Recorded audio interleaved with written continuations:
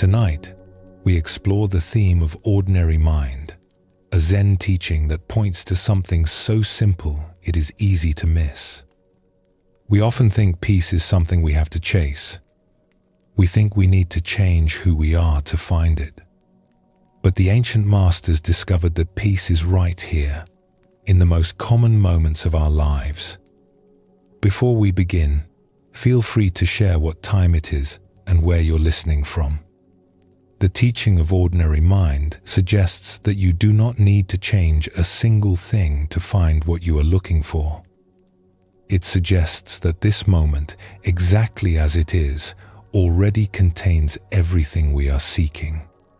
Not because we make it special, but because we stop insisting it should be something other than what it is. As we move through these teachings tonight, you may find yourself settling naturally into the present moment. Not because you are trying to achieve anything, but because these ancient wisdoms remind us of what we already know. The stories will unfold gently, each one revealing a different side of this simple truth. We are not seeking anything extraordinary tonight. We are simply discovering the profound peace that lives in the most ordinary corners of our daily lives. Settle in and let's begin this journey together. There is a famous teaching in Zen that sounds almost too simple to contain wisdom. When hungry, eat. When tired, sleep. When it rains, open your umbrella. This is called ordinary mind. At first, these words might seem pointless. Of course we eat when hungry. What else would we do? But look more closely at how we actually live. When hungry, we often delay eating while finishing one more task. When tired, we push through with stimulants and willpower. When it rains, we curse the weather instead of simply staying dry. We have learned to override our natural responses, to complicate what is simple, to think about life instead of living it. We carry elaborate ideas about what we should do, how we should be, what proper spiritual practice looks like.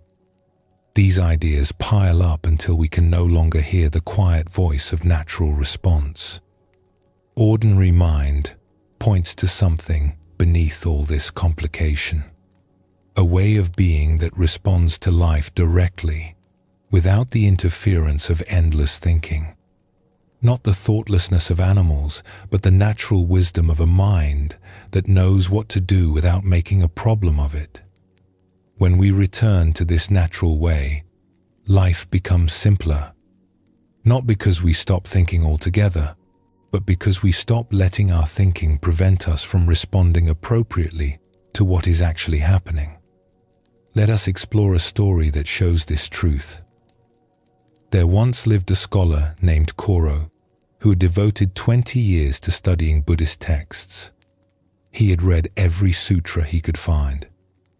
He practiced complex meditation techniques he had learned from various teachers. His days were filled with spiritual exercises designed to purify his mind and lead him toward enlightenment. Each morning, Koro would wake before dawn and spend an hour in breathing practices.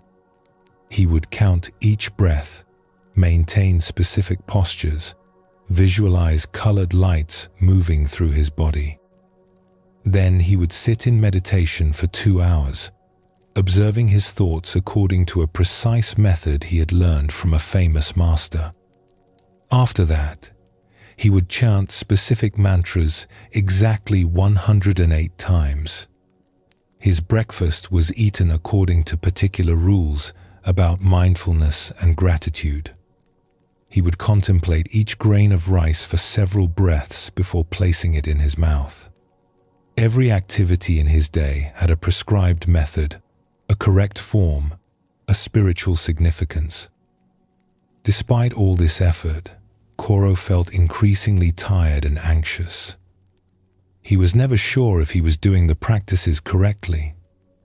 He worried that missing even one session might set back his progress.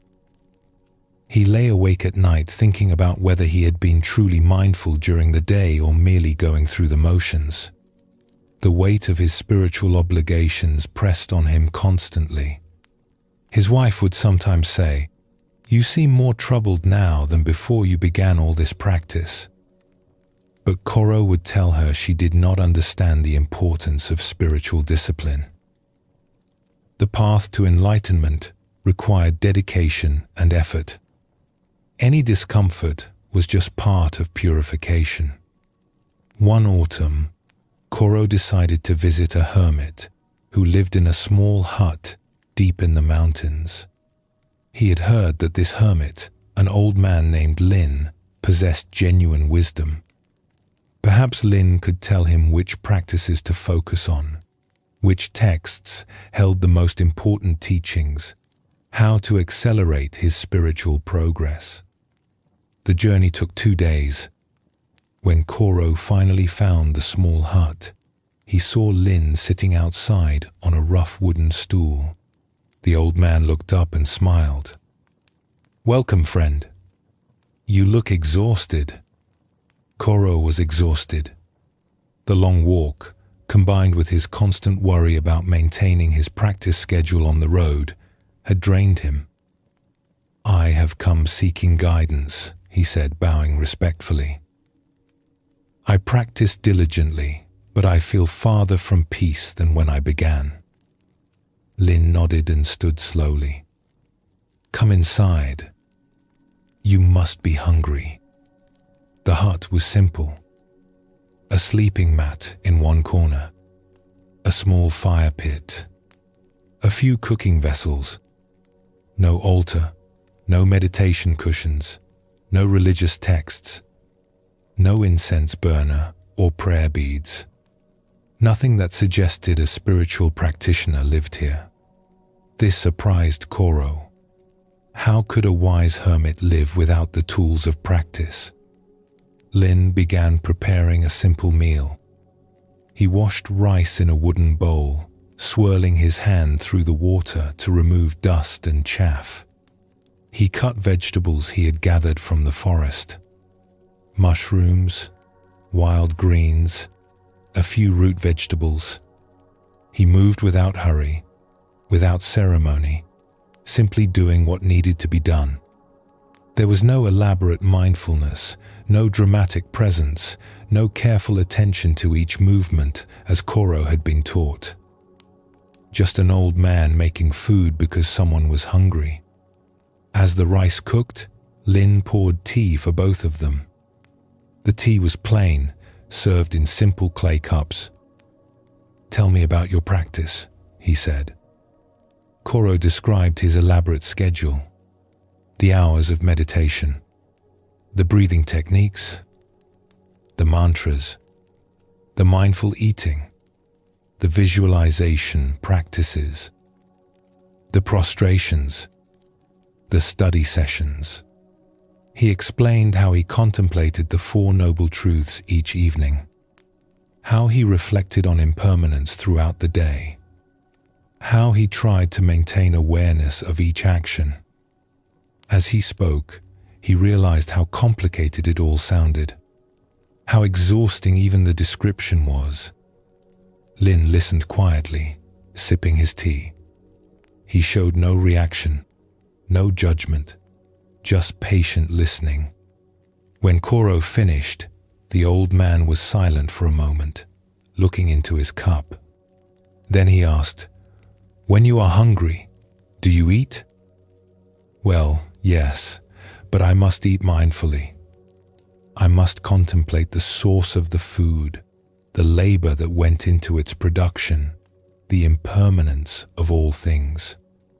I must maintain awareness of each bite, counting my chews, observing the sensation." Lin held up a hand gently.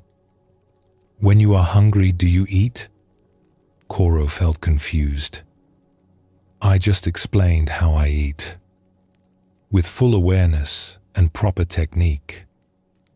"That is not what I asked. When you are hungry, do you eat?" Or do you perform elaborate rituals around eating while hunger remains? Something in Koro became defensive. Eating mindfully is important practice. Many teachers emphasize this. The sutras speak of right action and mindful consumption. Lin smiled, but there was a sadness in his eyes. The Buddha ate when he was hungry. He did not make eating into a complicated performance. He simply nourished his body so he could continue his work. He gestured to the rice, which was now ready. "Let us eat." Lin served the food in simple wooden bowls. He began eating without ceremony, without elaborate attention, just eating because he was hungry.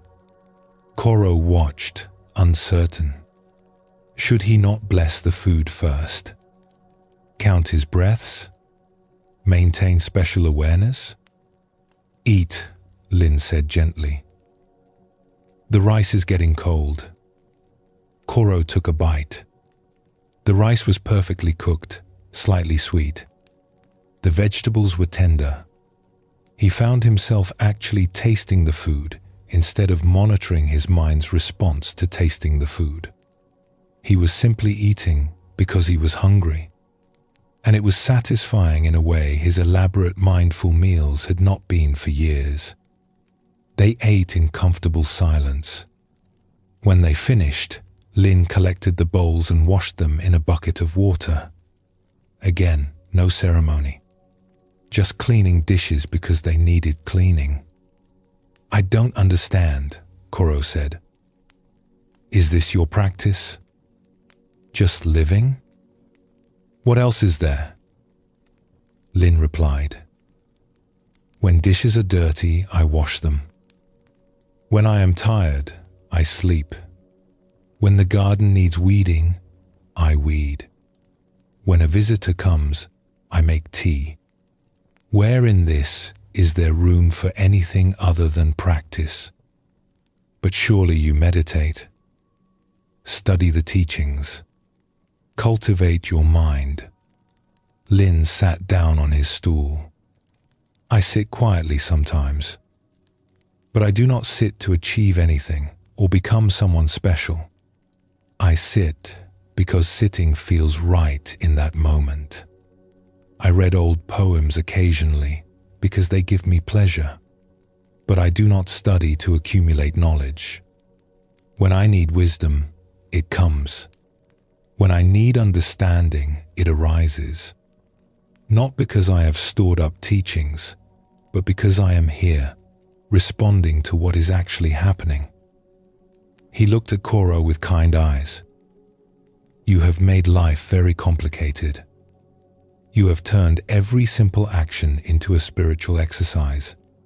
You have placed yourself under a mountain of obligation. No wonder you are exhausted. You are no longer living. You are performing elaborate ideas about how to live." Koro felt something crack inside him.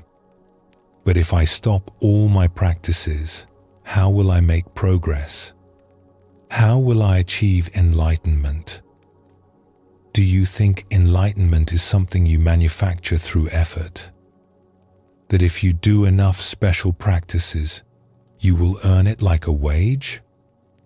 Lin shook his head gently. "Your natural mind already knows what to do. When hungry, it says eat. When tired, it says sleep. But you have buried it under so many complicated ideas that you can no longer hear its voice." He stood and walked to the door of the hut, looking out at the forest. "Stay with me for a few days. Do not practice anything. Just live. Eat when hungry. Sleep when tired. Walk when you feel like walking. Sit when you feel like sitting. See what happens when you stop trying so hard to be spiritual." Koro stayed for 5 days. At first, it felt almost frightening to abandon his routines. His mind kept telling him he should be practicing, that he was wasting time, that he was falling behind in his spiritual progress. The first morning, he woke at his usual early hour and sat up, ready to begin his breathing exercises. But Lin was still asleep, snoring softly. Should Koro wake him? Or practice alone? Instead, Koro lay back down. His body was still tired, so he slept. When he woke again, sunlight was streaming through gaps in the wall. He felt rested in a way he had not felt in years. Lin was already outside, and Koro found him sitting on his stool, watching mist rise from the valley below. The old man did not acknowledge Koro's arrival. He simply sat, tea in hand, looking at the morning. Koro sat nearby on a flat stone. They stayed that way for a long time, neither speaking, just watching the world wake up. Eventually Lin stood and went inside. He made simple rice porridge. They ate without ceremony. When Koro started to contemplate the source of the rice, Lin caught his eye and smiled gently. Koro let the thought go and just ate because he was hungry. The days passed in this way. Lin simply went about his life. He gathered firewood when the pile grew low. He tended his small garden, pulling weeds and checking the vegetables. He cooked simple meals when hungry. He sat outside watching the light change through the trees. Sometimes he hummed quietly to himself. Sometimes he napped in the afternoon sun. There was no drama in any of it. No significance. Just an old man living in the mountains, doing what needed doing, responding to each moment without complication. On the third day, Koro woke and felt genuinely rested for the first time in years. He had slept when he was tired instead of getting up early to practice. He had eaten a simple breakfast when he was hungry instead of following elaborate rituals. He went outside and helped Lin collect mushrooms in the forest. They walked quietly, occasionally pointing out interesting fungi to each other. The morning air was cool and clean. Birds called from high branches. Nothing special was happening. Yet Koro felt more peaceful than during any of his intense meditation sessions. "Lin," he said as they walked, "may I ask you something?" "Of course." "Do you ever sit in formal meditation?" "Sometimes, when it feels right." "Usually in the evening after the day's work is done." "I sit because sitting quietly feels good, not because I am trying to achieve anything." "Do you study the sutras?" "I read them occasionally, the way one might read poetry. For the beauty of the words, for the pleasure of contemplating ideas. But I do not study them as if they contain secrets I must unlock. The wisdom they point to is already here." He gestured around at the forest. "In this, in breathing, in walking, in eating when hungry." That evening, sitting by the fire, Koro said, "I think I am beginning to understand. I have been making life into a problem that needs solving through spiritual techniques. But life is not a problem. It is just life. It tells me what it needs. I only have to listen and respond." Lin nodded.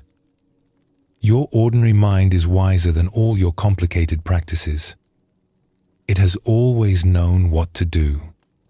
You only needed to stop interfering with it." When Koro returned home, he put away most of his practice texts. He kept a simple life. When hungry, he ate. When tired, he slept. When work needed doing, he did it. When rest felt right, he rested. He stopped carrying the burden of elaborate spiritual striving. And in letting go of that burden, he found the peace he had been seeking through 20 years of complicated effort.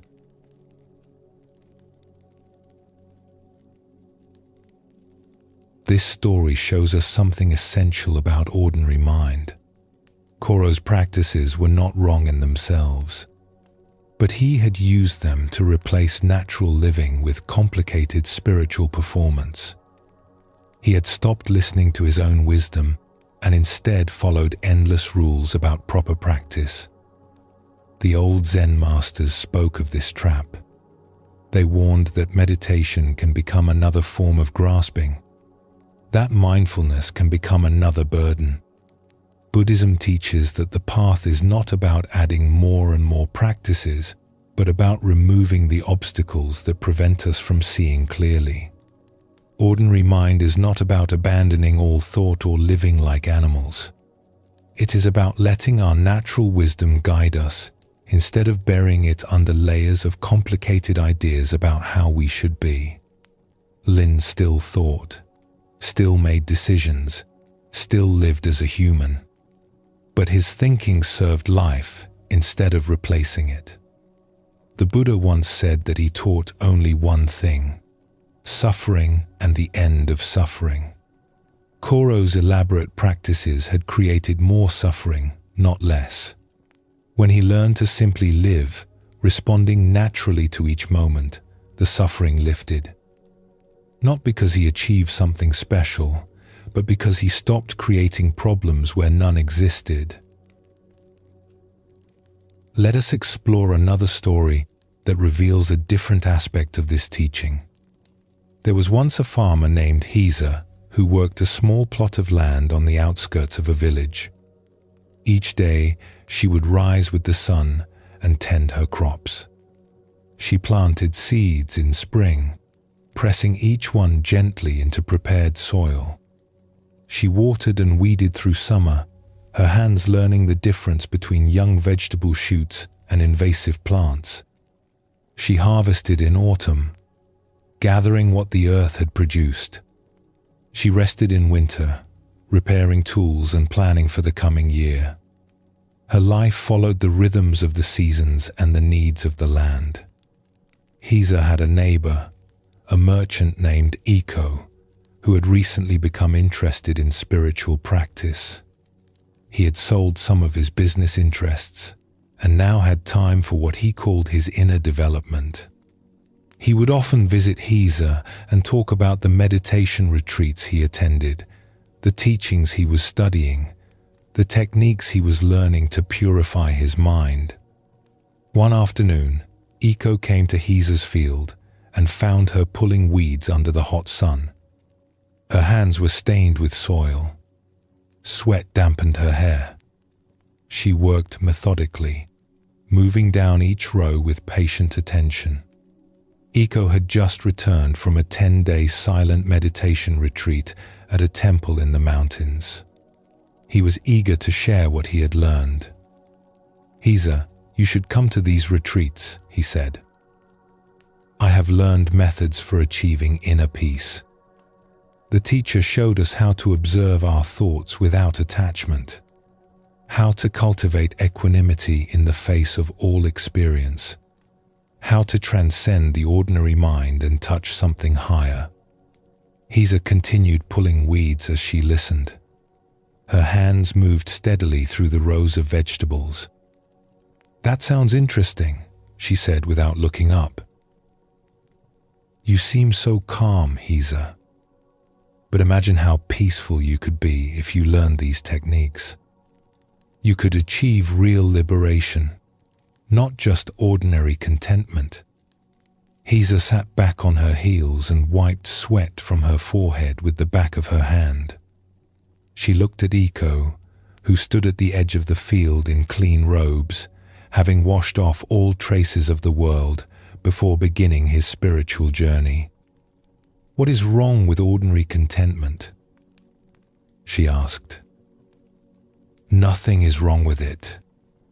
But there are higher states available, states of bliss and clarity beyond normal experience. Don't you want to achieve something extraordinary?" Heza looked at the vegetables growing in neat rows, beans climbing their supports, squash spreading their broad leaves, radishes pushing up through the soil. She looked at the rich, dark soil, alive with earthworms and beetles. She looked at her hands, stained with earth and scarred from years of work. When I wake each morning, I feel what needs doing. The plants tell me if they need water. The soil tells me if it needs turning. My body tells me when to rest. I do not fight against what is happening. I do not wish things were different. I simply respond to what each day asks of me. Where in this would I fit your special states? Iko felt frustrated. Heza was missing the point. She was so caught in the mundane that she could not see the possibility of transcendence. But you are just living an ordinary life, planting and weeding and harvesting. The same thing every day. Where is the spiritual depth in that? What could be deeper than this? Heza asked simply. She held up a handful of soil. In this soil, life grows. Seeds become food. Food becomes strength. Strength becomes work. Work becomes food again. I am part of this circle. When I plant, I am completely planting. When I harvest, I am completely harvesting. My mind does not wander to other places or times. It is here, doing what is needed. Is this not peace? But you have not transcended anything. You are still caught in ordinary consciousness. Heza smiled and returned to her weeding. Perhaps your extraordinary states are what keep you from being fully here. You go on retreats to find peace instead of being peaceful where you are. You learn techniques to achieve calm instead of simply being calm.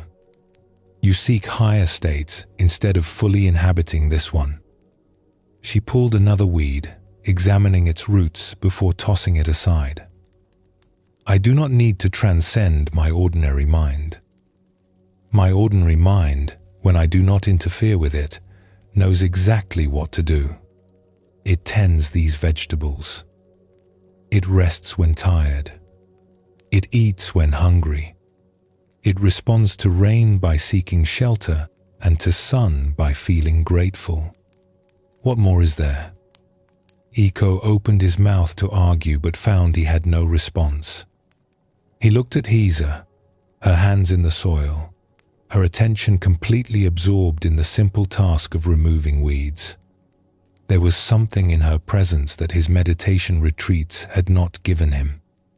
A quality of being fully where she was, doing what she was doing, without any part of her wishing to be elsewhere or become someone other than who she was. But don't you ever want something more? He asked quietly. More than what? More than food growing in good soil? More than the sun on my face? More than honest work that serves life? What would be more than this? Iko sat down at the edge of the field. He thought about his meditation retreats, always seeking states of consciousness beyond his normal awareness, always trying to achieve something special, always feeling that his ordinary life was somehow lacking, something to be transcended through spiritual practice. Even during the retreat, he had spent much of his time thinking about how peaceful he would be once he truly mastered the techniques, always reaching for something just beyond his grasp. I think, he said slowly, that I have been running away from my life instead of living it. I keep going on these retreats because I believe that peace is somewhere other than here. That wisdom is something other than responding naturally to what is in front of me. Heza nodded. The retreats may help some people, but for me, This field is my retreat. These vegetables are my teachers. My practice is simply tending what needs tending, not seeking anything beyond this, not achieving special states, just being here, hands in the soil, doing what the day asks. She pulled another weed and tossed it aside. When you are ready, you are welcome to help me. Sometimes the best teaching is just working together in silence. Iko took off his outer robe, which was too fine for field work. He knelt beside Hisa and began pulling weeds. At first, his mind was busy comparing this simple work to his sophisticated meditation practices. This was just manual labor. How could it compare to the profound insights he had glimpsed during retreat? His teachers had spoken of enlightenment, of liberation from the cycle of birth and death. What did pulling weeds have to do with such lofty goals? But gradually, as the afternoon sun moved across the sky, something shifted. His hands learned to distinguish weeds from vegetables. He found a rhythm in the work. Reach, grasp, pull, toss. Reach, grasp, pull, toss. The repetition became almost meditative. His thoughts slowed. The constant commentary in his mind about whether he was doing it right, whether this was valuable use of his time, whether he was making spiritual progress, all of that began to quiet. He noticed things. The way the soil smelled after being disturbed, rich and dark. The satisfaction of clearing a row and seeing the vegetables standing free. The coolness of the earth on his hands. The ache in his back from bending. The slight breeze that offered relief from the heat. He was not thinking about any of this. He was simply experiencing it. When the sun began to set and Hisa finally sat back, Iko realized hours had gone by. He had not thought once about achieving special states or transcending ordinary consciousness. He had just been here, pulling weeds, his mind absorbed in simple work. "How do you feel?" Hisa asked as they walked back toward the village, both of them dusty and tired. "Tired," Iko said. "My back aches from bending.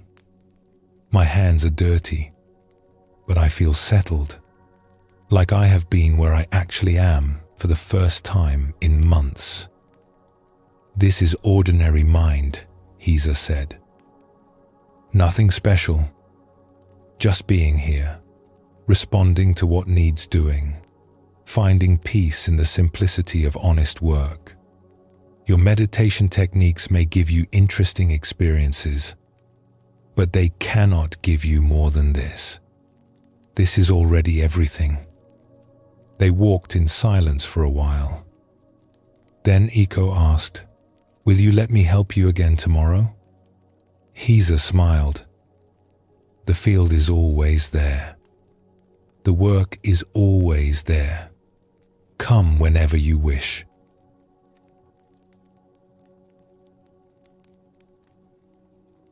This story reveals another dimension of ordinary mind. Hisa was not anti-spiritual or dismissive of meditation practice, but she had found peace not through seeking extraordinary states, but through fully inhabiting her ordinary life. Her work in the field was not separate from spiritual practice. It was spiritual practice. Not because she made it significant, but because she gave herself to it completely. We often think that peace requires special conditions, like quiet meditation halls or retreat centers, time away from ordinary responsibilities. We believe that our daily work, our regular routines, our common activities are obstacles to peace rather than opportunities for it. So we wait for the right conditions. We tell ourselves we will be peaceful when we finally have time for proper practice. But ordinary mind teaches us differently. This moment, exactly as it is where peace lives. Not in special states or extraordinary experiences, but in the simple fact of being here, responding naturally to what life asks of us right now. When we stop seeking something beyond our ordinary experience, we discover that our ordinary experience, met fully, is already complete. We do not need to transcend it or transform it or achieve states beyond it. We only need to stop fighting it and be where we actually are. Take a gentle breath now. Let your body settle where it is. Feel the simple fact of breathing, which needs no technique or special method. Just breath moving through you, natural and easy.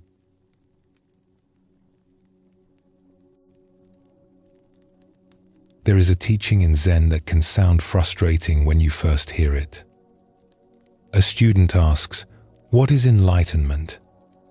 The master replies, "Your everyday mind."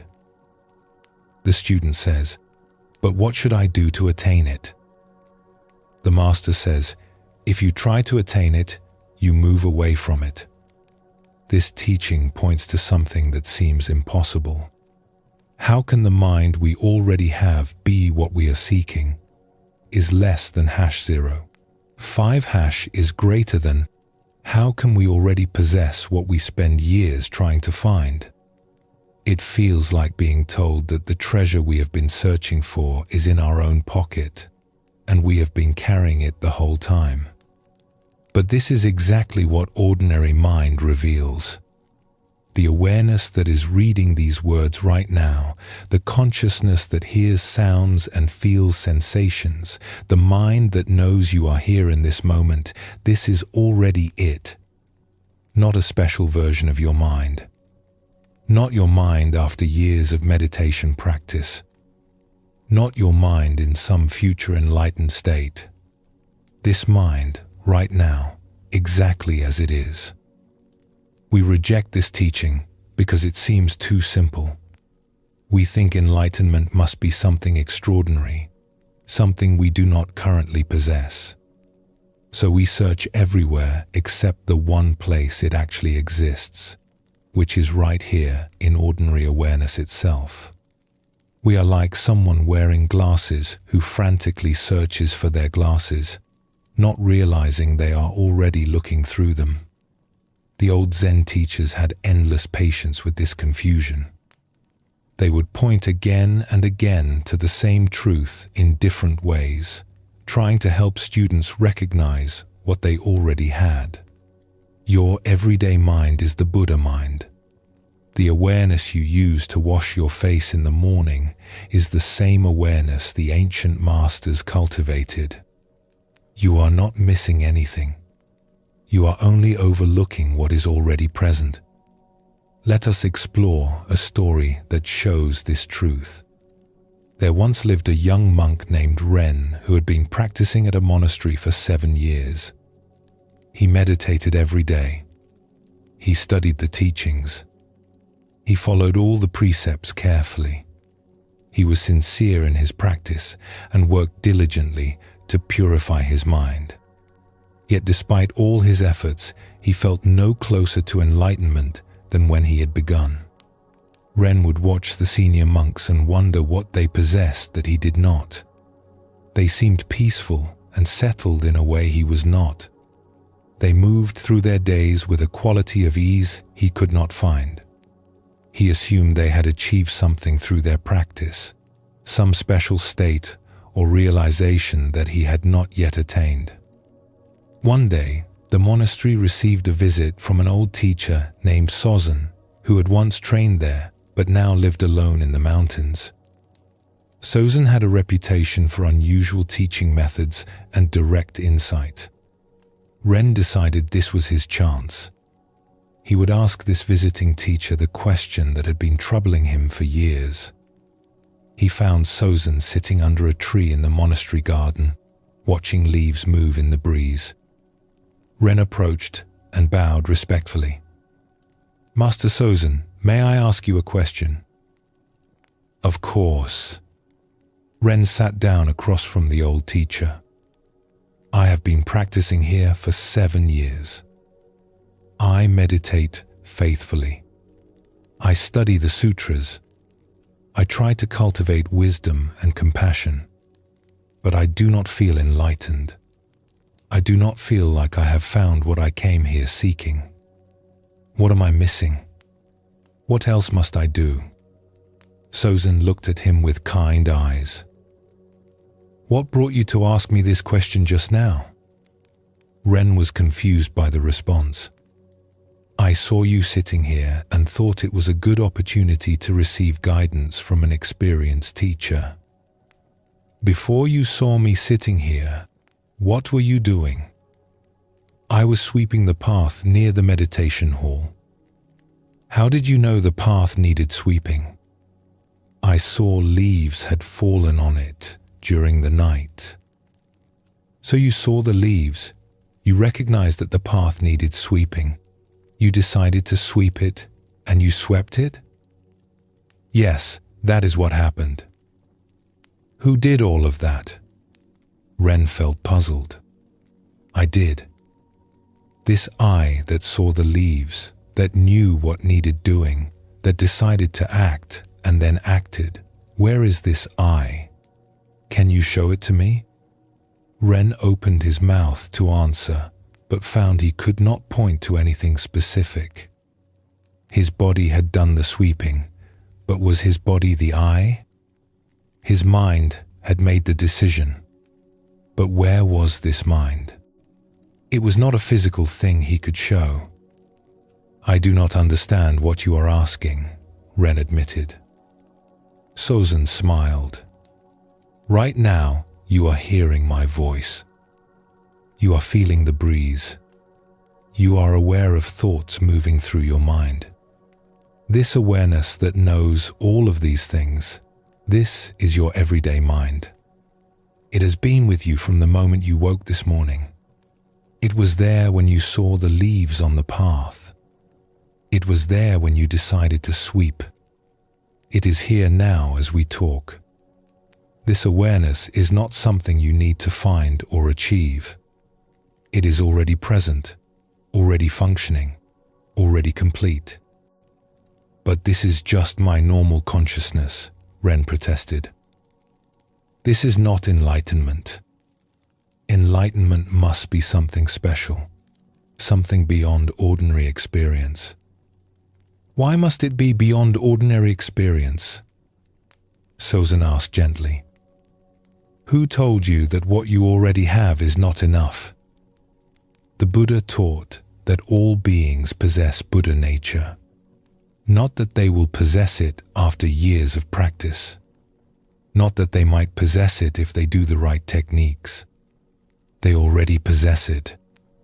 Your everyday mind, the awareness you use right now to understand my words, this is Buddha nature expressing itself. Ren felt frustrated. But if I already have it, why do I not feel enlightened? Why do I still suffer? Why am I still confused? Because you are looking for something other than what you have. You are rejecting your everyday mind as insufficient and searching for some special mind you imagine enlightened people possess. This searching itself prevents you from recognizing what is already here. Sozin picked up a small stone from the ground. If I told you this stone is a precious jewel, would that make it more valuable than it is? No, it is just a stone.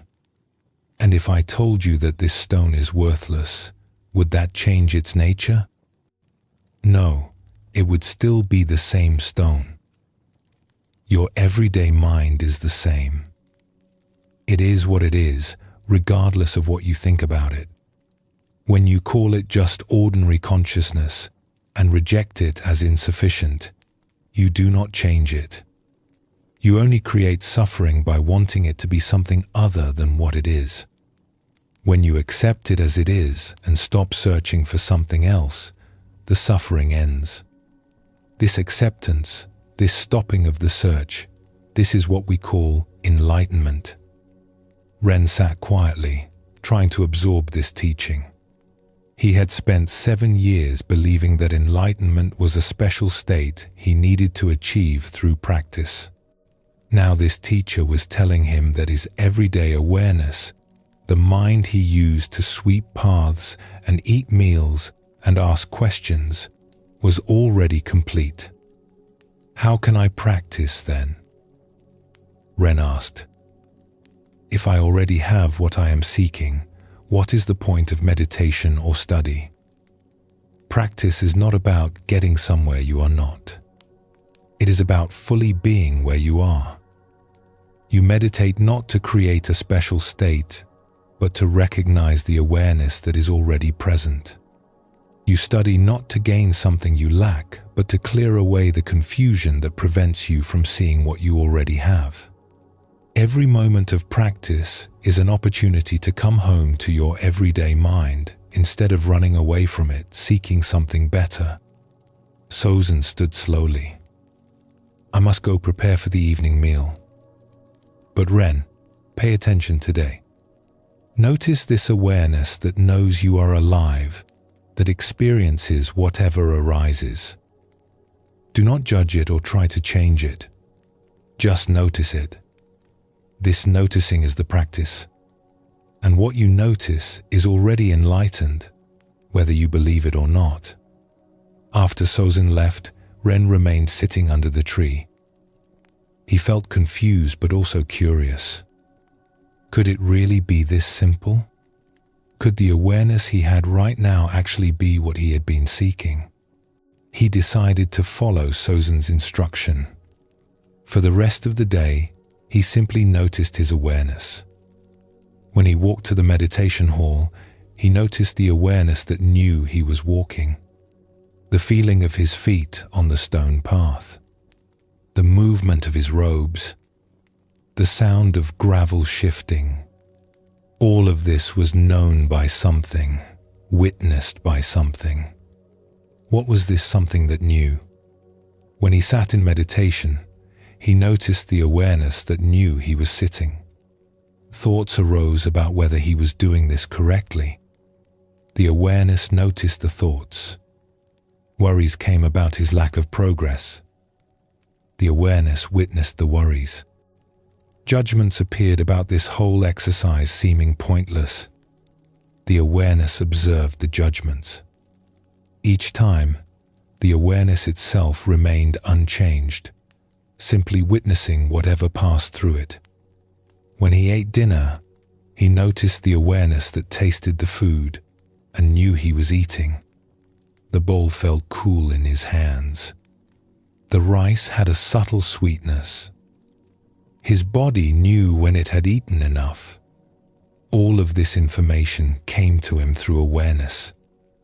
Not through thinking about awareness, but through awareness itself, which was simply present, simply functioning, simply being. At first, this seemed pointless. He was just doing what he always did, just noticing that he was doing it. But as the day continued, something began to shift.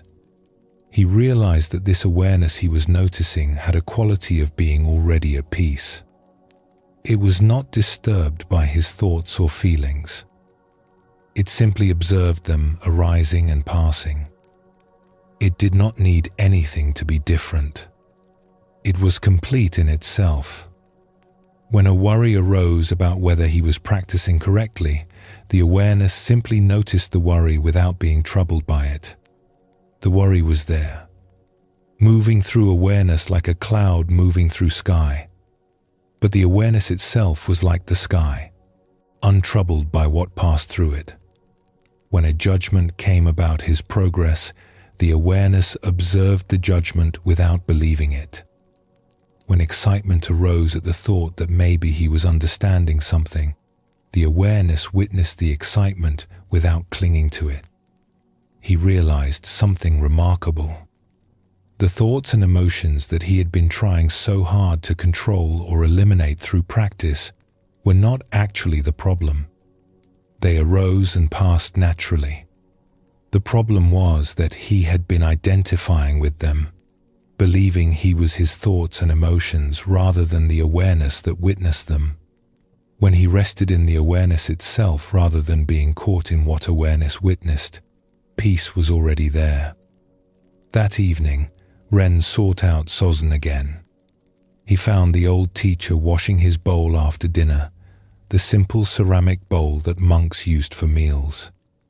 Sozin was rinsing it carefully, giving the task his full attention. "Master Sozin, I followed your instruction today. I noticed my awareness throughout the day." Sozin continued washing his bowl. "And what did you discover?" "I discovered that awareness itself is peaceful, even when my thoughts are not peaceful. It is complete, even when I feel incomplete. It is already what I have been trying to achieve through practice." Sozin smiled as he dried his bowl with a cloth. "So now you know what the old masters meant when they said, 'Your everyday mind is the path.' Not your mind after you fix it or improve it or make it special. Your mind as it already is, the ordinary awareness that has been with you all along. But why did it take 7 years to see this? Why did I not recognize it from the beginning?" Sozin set down his bowl and turned to face Ren. "Because you were taught to seek something extraordinary. You were told that enlightenment was a great achievement, a special attainment, something you did not currently possess. So you overlooked what was right in front of you, too ordinary to be what you imagined enlightenment should be. The teaching is simple, but accepting it is difficult because it asks us to give up our ideas about what should be and accept what actually is. What should I do now? Should I stop meditating? Stop studying? Why would you stop? But understand what you are doing. You do not meditate to create this awareness. It is already here. You meditate to recognize it, to rest in it, to stop running away from it, seeking something better. You study not to gain what you lack, but to clear away confusion about what you already have. Every practice is an opportunity to come home to your everyday mind." Ren bowed deeply. "Thank you for showing me what I already had." Sozin laughed, a warm sound in the evening air. "I showed you nothing. It was already there. I simply pointed at it until you stopped looking past it for something more impressive."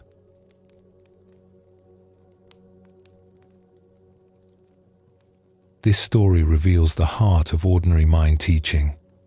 Ren had everything he needed from the beginning.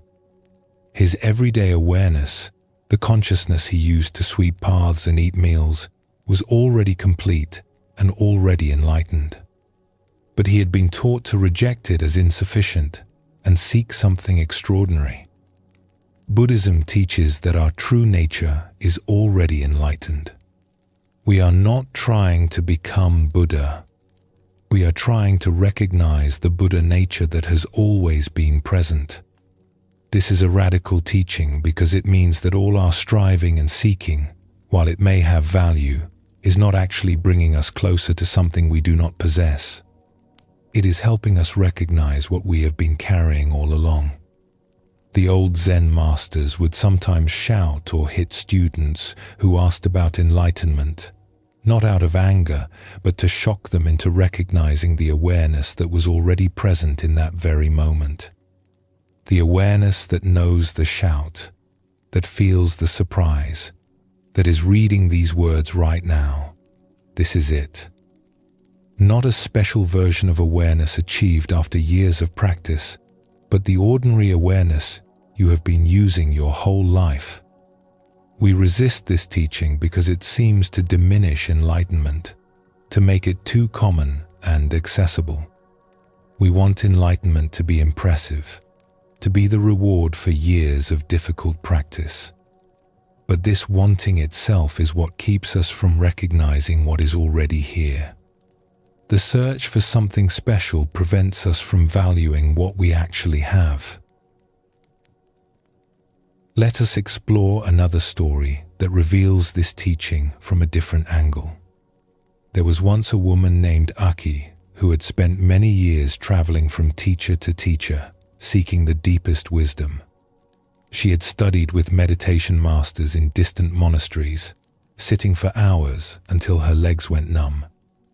She had learned from forest hermits who lived in caves, practicing their austere methods of self-denial.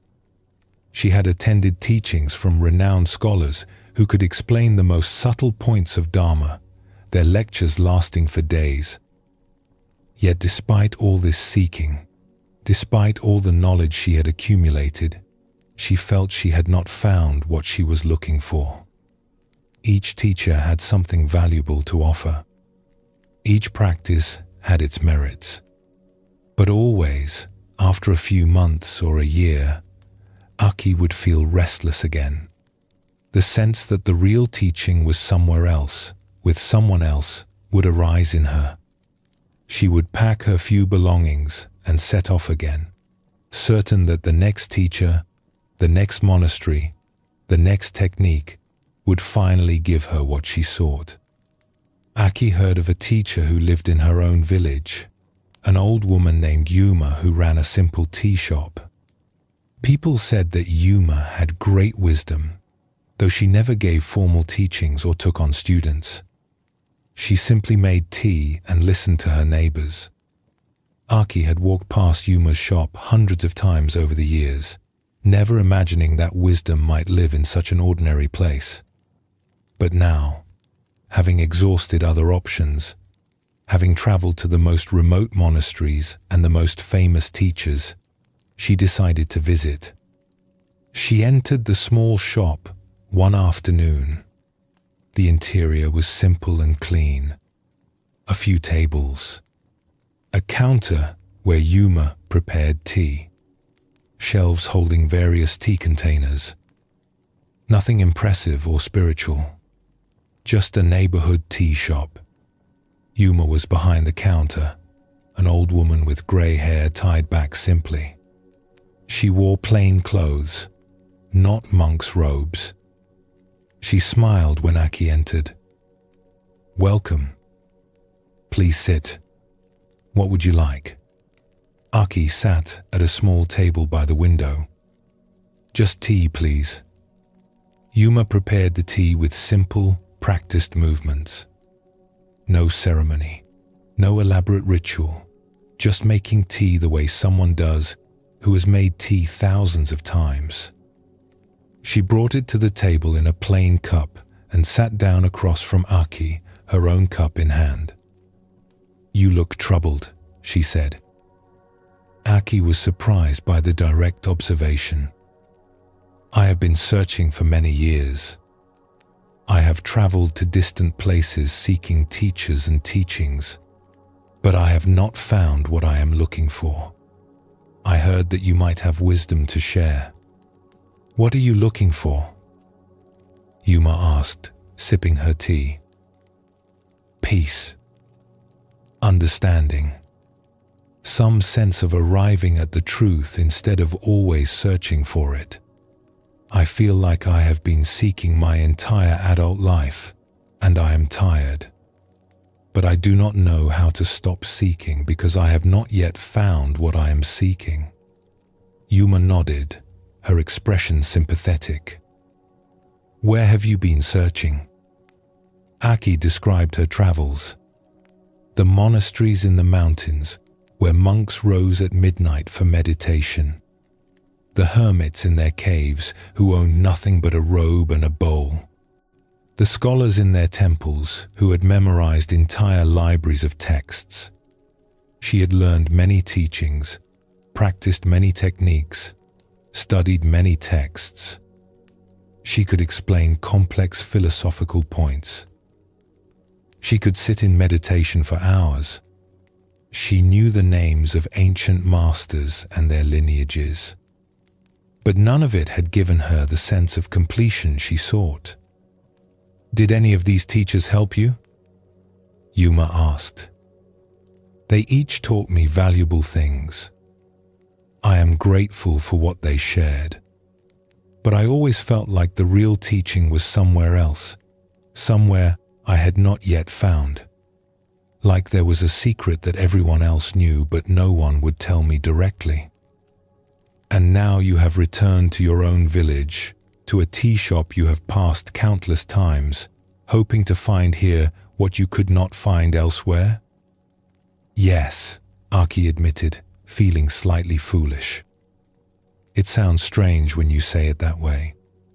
Yuma smiled gently. Tell me, Aki, when you traveled to these distant places, what did you take with you? Only simple things. A bag with spare clothes, a few coins, a sleeping mat. I tried to travel lightly so I could move easily from place to place. And what else? Aki thought about it. My memories, my thoughts, my worries. Those went with me too, unfortunately. I could not leave those behind. And what about your awareness? The consciousness that experienced all those travels, that heard all those teachings, that sat in all those meditation halls, that knows right now that you are sitting in this tea shop. That went with me too, I suppose. I never thought about it. And when you returned home, what did you bring back? I brought back knowledge, new understandings, different perspectives on the teachings. I can explain things now that I could not explain before.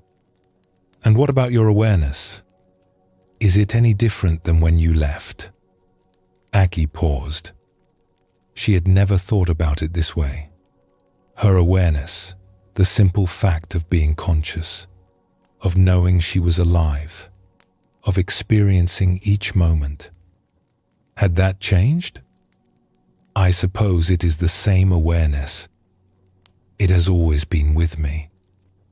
Exactly. Yuma poured more tea into Aki's cup from a small pot she had brought. You have traveled across the country carrying what you were searching for. This awareness, this ordinary consciousness that knows you are alive, that experiences each moment, this is your home. It has been your home all along. But you kept leaving it, thinking home must be somewhere else.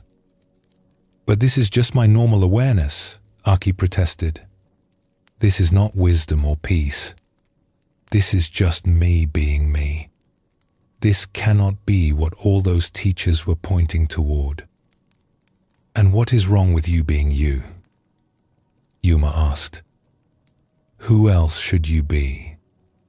This ordinary consciousness that you dismiss as just me is the same consciousness that the Buddha used, that all the great masters used. They did not have special awareness that you lack. They simply recognized what they already had and stopped searching for something better. Aki felt tears rising unexpectedly. She had spent years traveling, seeking something she thought she lacked. She had imagined that enlightenment was somewhere far away, possessed by special people in special places who had achieved something extraordinary. She had never considered that it might be right here in her ordinary experience of being alive, in the simple awareness that had accompanied her through every moment of her life. I feel like I have wasted so many years, she said quietly, her voice breaking slightly. Have you? Yuma asked gently. You learned many things. You met many teachers. You saw many places. These experiences enriched your life. You know things now that you did not know before. But now you can stop seeking and recognize what you have been carrying all along. This is not a waste. This is completing the journey by arriving where you began and knowing it for the first time. Aki looked at the old woman across from her. Why do you run a tea shop instead of teaching formally?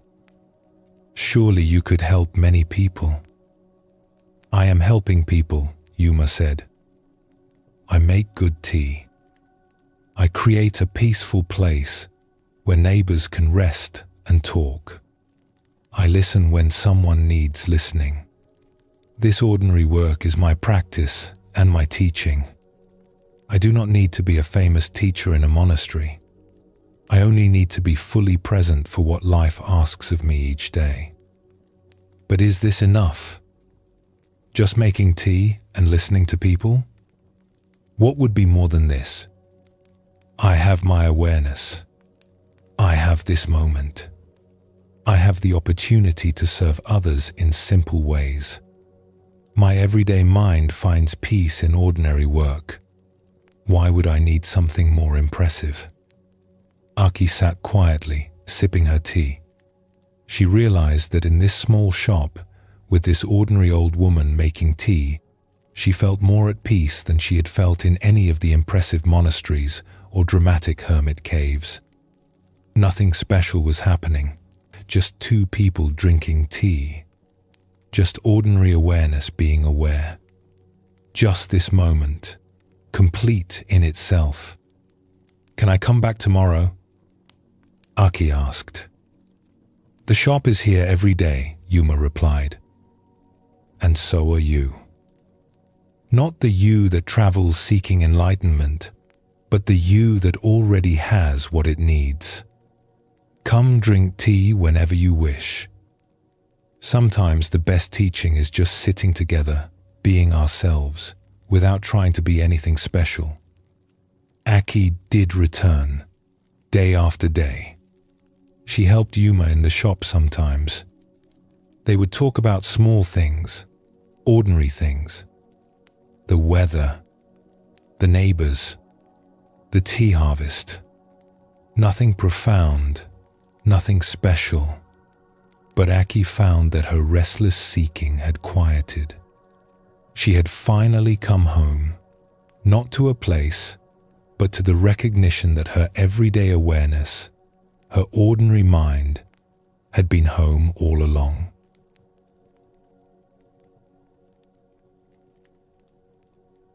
This story shows us another facet of ordinary mind. Aki had traveled everywhere, looking for something she already possessed. Her everyday awareness accompanied her on every journey, experienced every teaching, but she dismissed it as insufficient because it seemed too ordinary to be what she was seeking. Zen teaching reminds us that we are not lacking anything essential. The awareness we have right now is the same awareness the Buddha had. The difference is not in the awareness itself, but in how we relate to it. When we reject it as insufficient and seek something better, we create suffering. When we recognize it as complete and rest in it, peace is already present. The old masters called this returning home. Not traveling to some distant place, but recognizing where you already are. Not becoming someone special, but fully being who you have always been. Not achieving enlightenment, but recognizing the enlightened nature of ordinary awareness itself. This teaching can sound disappointing at first. We want enlightenment to be something impressive, something that makes us special or different. But the teaching points to something more valuable than specialness. It points to the peace that comes from accepting yourself completely, from recognizing that you are already enough, that what you have been seeking has been with you all along. Your everyday mind, the awareness reading these words, the consciousness that knows you are here right now. This is it. Not just ordinary awareness, but the extraordinary fact of awareness itself, always present, always complete, always already home. Take a gentle breath now. Notice the awareness that knows you are breathing. This awareness does not come and go. It is always here, whether you notice it or not. Let yourself rest in this simple recognition.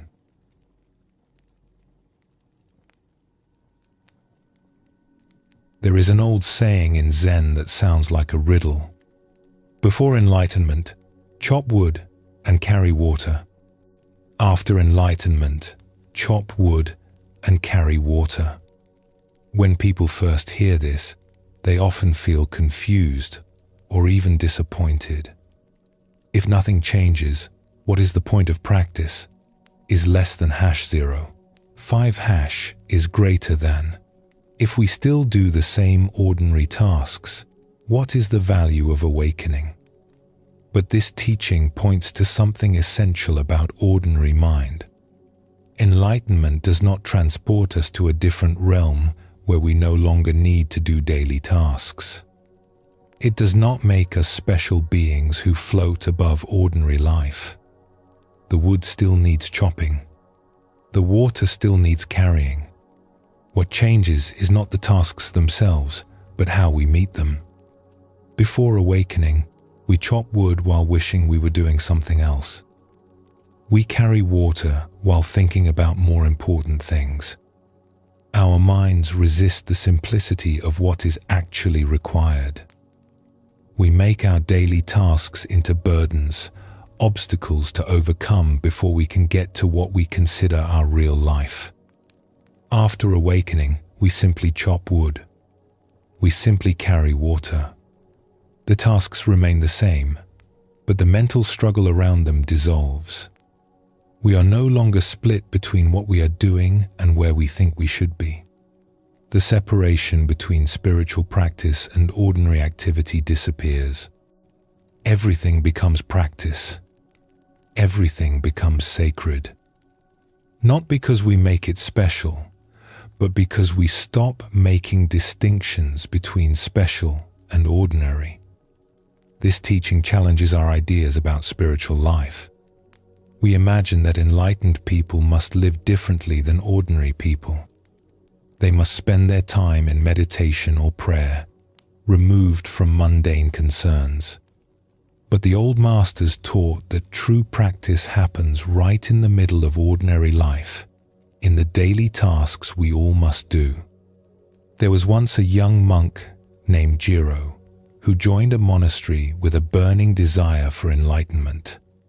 He had read accounts of monks who had profound awakening experiences, who touched ultimate truth and were transformed forever. He wanted this for himself. He imagined that once he achieved enlightenment, his life would be different. He would be peaceful and wise.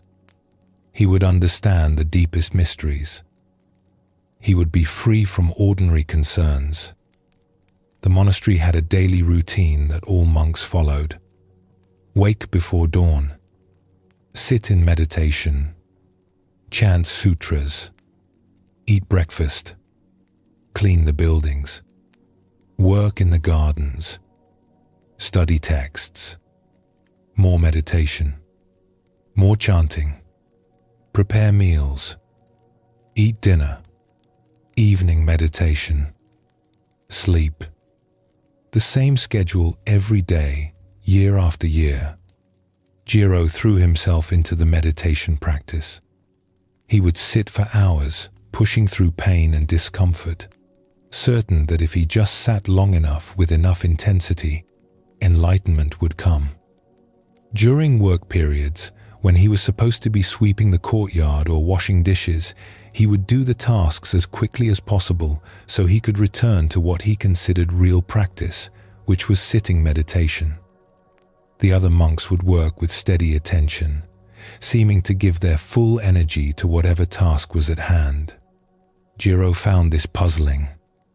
Why were they wasting time on mundane chores when they could be meditating? Did they not understand that enlightenment was the goal? That these daily tasks were just necessary maintenance, not the actual practice? An old monk named Kosho often worked alongside Jiro. Kosho had been at the monastery for 40 years. He moved slowly now, his body bent with age, but he brought careful attention to everything he did. When sweeping, he swept with complete focus. When washing dishes, he gave himself fully to washing dishes. One day, Jiro was rushing through, sweeping the meditation hall, his mind already on the next sitting period. Kosho was working nearby, slowly polishing the wooden floor with a cloth. "Why are you in such a hurry?" Kosho asked. "I want to finish so I can return to meditation," Jiro replied. "That is where real practice happens." Kosho sat back on his heels and looked at the young monk. "And what are you doing right now?" "Sweeping. Just maintenance work." "Just maintenance work," Kosho repeated slowly. "Tell me, Jiro, what do you hope to achieve through your meditation?" "Enlightenment. Liberation. I want to understand true nature and be free from suffering." "And what is preventing you from understanding true nature right now while you are sweeping?" Jiro was puzzled by the question. "I am not meditating. I am just doing chores." "I see. So true nature is only available during meditation? The rest of the time it goes somewhere else?" "Well, no, but surely meditation is more important than sweeping floors." Kosho smiled and returned to his polishing. "For 40 years I have lived here. I have swept these floors thousands of times. I have washed these dishes tens of thousands of times. I have pulled weeds from this garden in every season. And I have learned that if I cannot find peace while sweeping, I will not find it while sitting. If I cannot be present while washing dishes, I will not be present in the meditation hall. The tasks do not matter. What matters is whether I am here, fully here, for what I am actually doing." He paused and looked at Jiro with kind eyes. "You are trying to rush through your life to get to the good parts. But there are no good parts and bad parts. There is only this moment, and whatever this moment asks of you. When it asks you to sit, you sit. When it asks you to sweep, you sweep. Both are the same practice. Both are opportunities to be completely present instead of somewhere else in your mind." Jiro wanted to argue, but something in Kosho's words stopped him. He had been treating half his life as an obstacle to the other half. Sweeping was just something to get through so he could meditate. Eating was just fuel so he could sit longer. Sleep was an annoying necessity. He had divided his life into important spiritual practice and unimportant daily tasks. But some monks have great awakening experiences during intensive meditation, Jiro said. Sudden enlightenment that transforms everything. That never happens while sweeping floors. True awakening transforms how you sweep floors, Kosho replied. The monk who has deep insight returns to sweeping floors. If the insight does not help him sweep floors with more presence and care, what good is it? Buddhism teaches that wisdom must express itself in ordinary action. Enlightenment that only exists in the meditation hall is not yet complete enlightenment. Over the following weeks, Jiro tried to bring the same attention to work that he brought to meditation. At first, it felt forced. He would try to be mindful while sweeping, but his mind would wander to thoughts about his practice, his progress, his spiritual goals. The work still felt like an interruption. He would catch himself rushing again, trying to finish quickly. Or he would become frustrated with himself for not being perfectly present. He turned presence into another goal to achieve, another way to judge himself as succeeding or failing. The work became burdened with his ideas about how he should be doing it. But gradually, something shifted. One afternoon, he was sweeping the path outside the meditation hall. The sun was warm. A breeze moved through the trees, carrying the scent of pine. His broom moved back and forth across the stones. Without planning to, without trying to, he found himself simply sweeping. Not sweeping while thinking about sweeping. Not sweeping while evaluating his mindfulness. Just sweeping. The sensation of the broom handle in his hands. The sound of the bristles against stone. The pile of dust and leaves growing larger. All of it was present, and he was present with it. His mind was not somewhere else, and there was something peaceful in this simplicity. Something he had been missing while rushing through tasks to get to what he thought was more important. He began to notice that when he gave himself fully to sweeping, when he let go of the internal commentary about how he should be doing something else, the sweeping itself became peaceful. The repetitive motion of the broom had its own rhythm. The satisfaction of seeing the floor become clean was genuine. The simple fact of doing what needed doing without argument created a kind of ease. One morning, Jiro was washing dishes after breakfast. His hands were in warm, soapy water. The texture of soap, the weight of each bowl, the temperature of the water. He was cleaning each bowl carefully, feeling its shape, removing every grain of rice that clung to the sides. His mind was not somewhere else. He was not thinking about the next meditation period, or reviewing the morning sitting, or planning his questions for the teacher. He was just washing dishes, fully present for this simple task. In that moment, something became clear. This was it. This simple presence, this complete attention to an ordinary task, this was what he had been seeking. Not a special state that arrived during intense meditation, but the natural peace that was always available when he stopped splitting himself between what he was doing and what he thought he should be doing. The dishes needed washing. He was washing them. There was no separation between himself and the activity. No judgment about whether this was important or unimportant. No mental commentary about whether he was being mindful enough. Just this moment, complete in itself. Jiro continued washing dishes, a smile spreading across his face. Before this moment, he had washed thousands of dishes while thinking about enlightenment. Now he was simply washing dishes. And in that simplicity, he found what he had been seeking all along. The enlightenment he imagined was always somewhere else, always in some future attainment. But this presence, this simplicity, was here now and had always been available. Later, he sought out Kosho in the garden. The old monk was pulling weeds, working slowly through a row of vegetables. "Kosho, I think I understand what you were trying to show me." Kosho looked up from his work. "Oh? What do you understand?" "That it is all practice.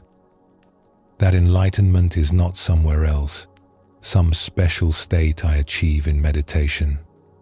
It is right here in ordinary activities when I bring my full attention to them." Kosho nodded. "That is good. Now you can begin real practice. Now you can stop trying to use half your life to escape the other half and start actually living all of it." But does this mean meditation is not important? That I should just focus on daily tasks? Not at all. Meditation helps train your attention. It gives you time to see how your mind works. But then you must bring that attention into your whole life. Before enlightenment, you meditate. After enlightenment, you still meditate. But you also sweep floors with the same presence you bring to meditation. You wash dishes with the same attention you give to breathing. The activities are not separate. They are all expressions of the same practice. Jiro bowed to his teacher. Thank you for your patience. I have been living here for 2 years, but I just arrived today. Kosho laughed. Welcome home. Now, would you help me with these weeds? They are not less important than meditation, and they are not more important. They are simply what needs doing right now.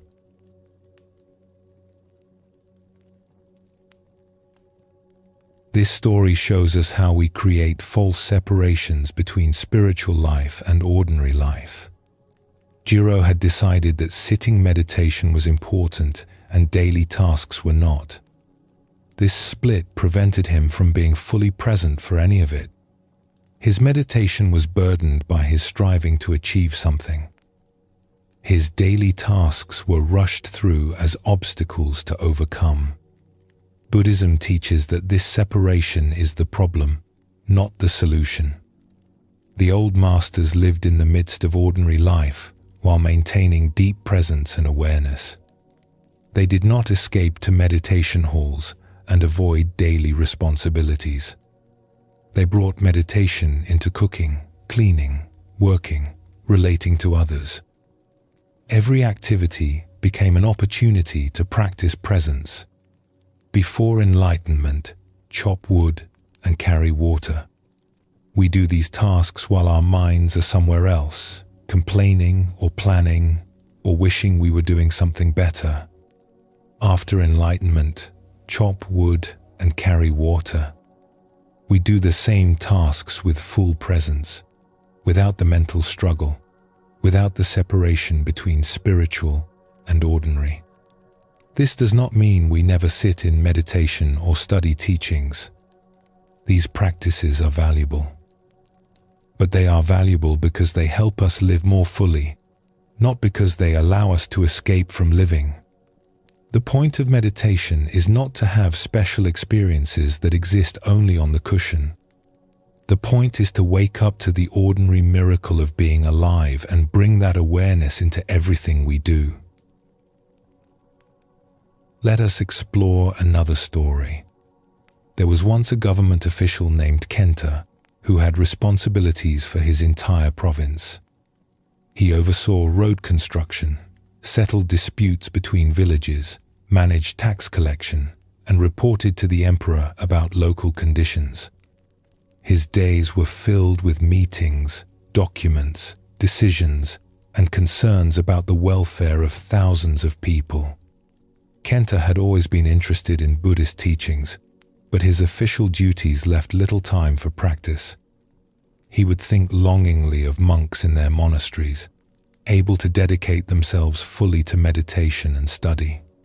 He imagined that if he could just leave his position and become a monk, he could finally develop real wisdom and peace.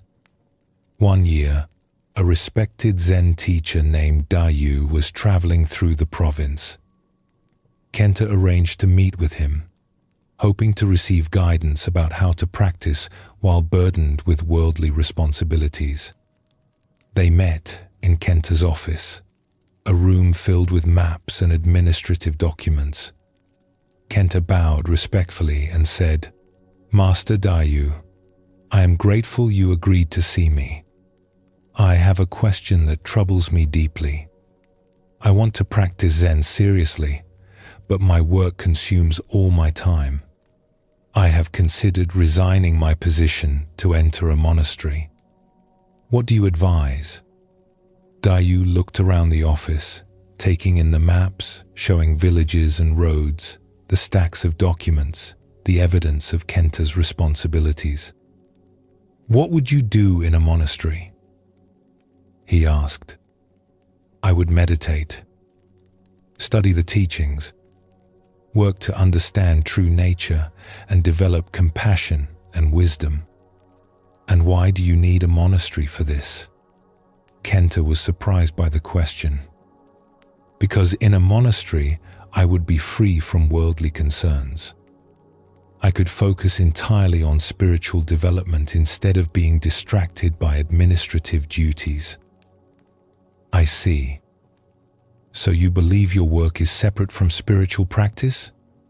That managing the affairs of this province is an obstacle to wisdom rather than an expression of it? Well, yes. Surely meditation and study are more important than overseeing road construction or settling land disputes. Dayu smiled. Tell me, Kenta, when you settle a dispute fairly, are you not practicing compassion?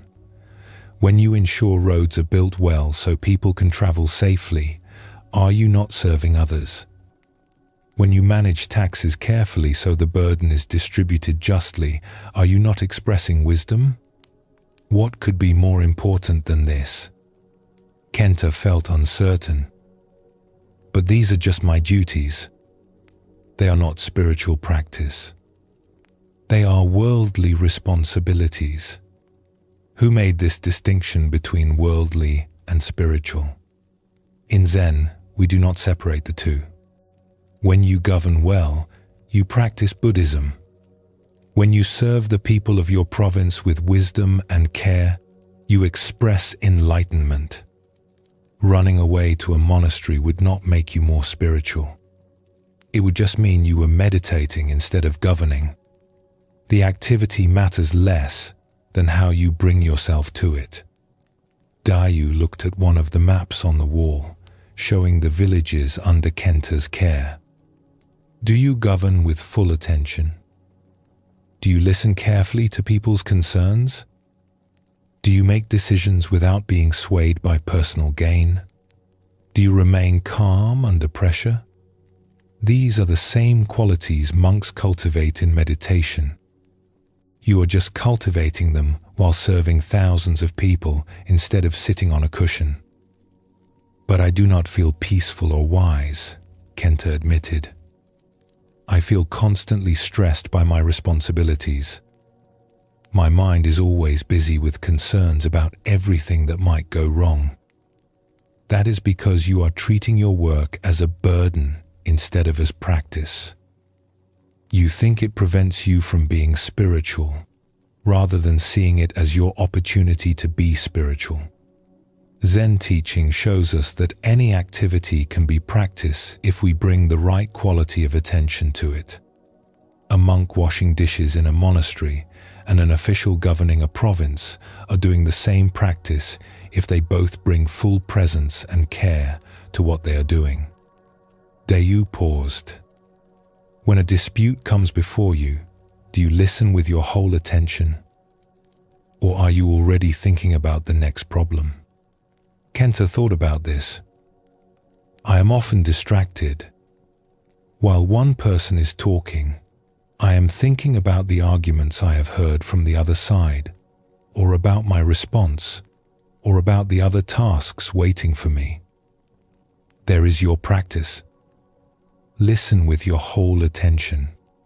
When someone speaks to you, be fully present for their words. When you make a decision, give that decision your complete consideration. When you write a report, write it with full care. This is meditation in action. This is enlightenment expressing itself through governance. But what about sitting meditation? Should I not make time for formal practice? If you can, yes. Early morning or late evening, even 20 minutes of sitting can help settle your mind and refresh your awareness. But do not wait for those 20 minutes to practice. Practice every moment. Your whole day is your meditation hall.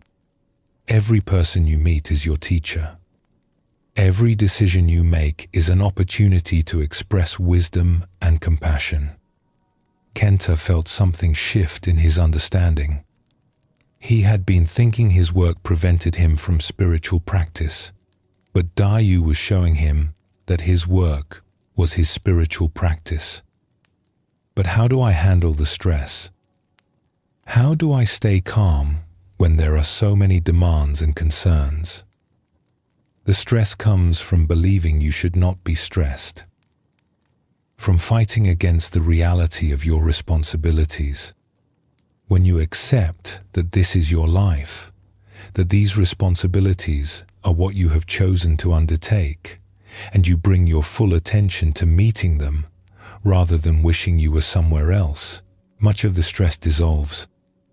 Not all of it, perhaps, but you stop adding mental struggle on top of legitimate challenge. Day you stood to leave. Before you understood this, you governed while thinking about becoming a monk. Now, you can simply govern.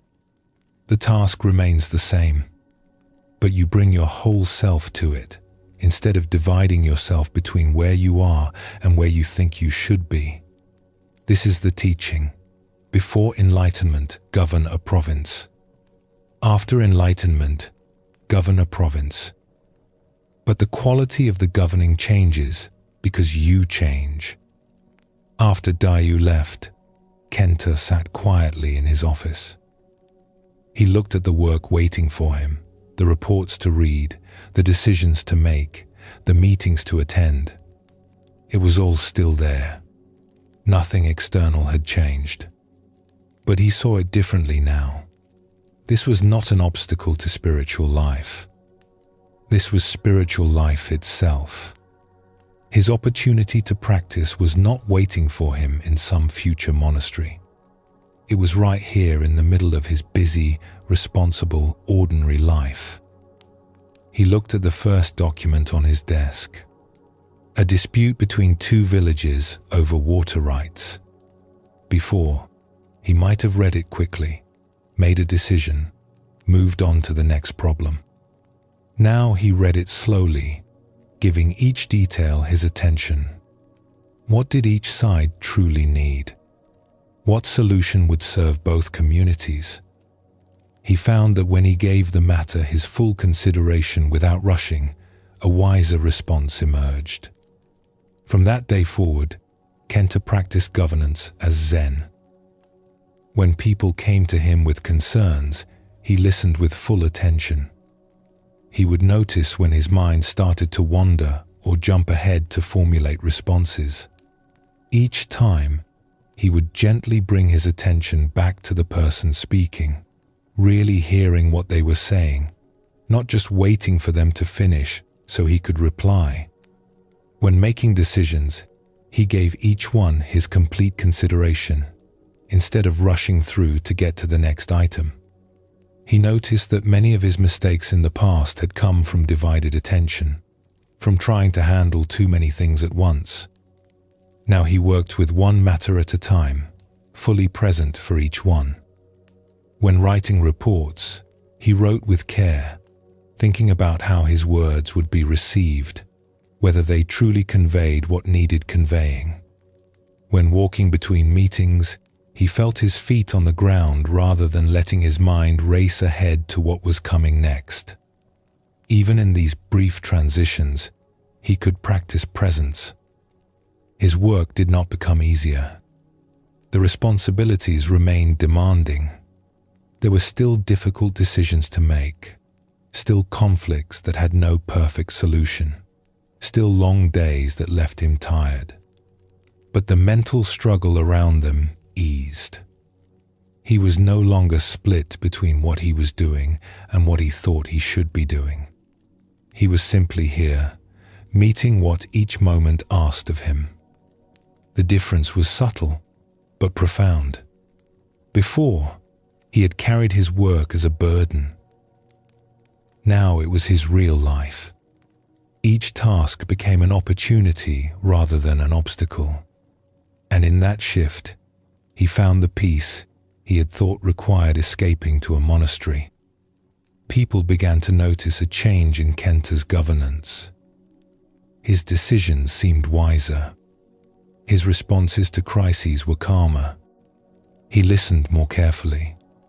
When someone thanked him for his fairness in settling a difficult matter, Kenta realized that serving well was its own reward.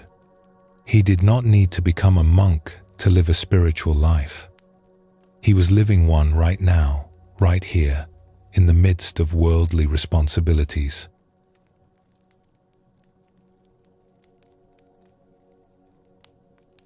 We create separation between spiritual life and ordinary life, between important activities and mundane ones.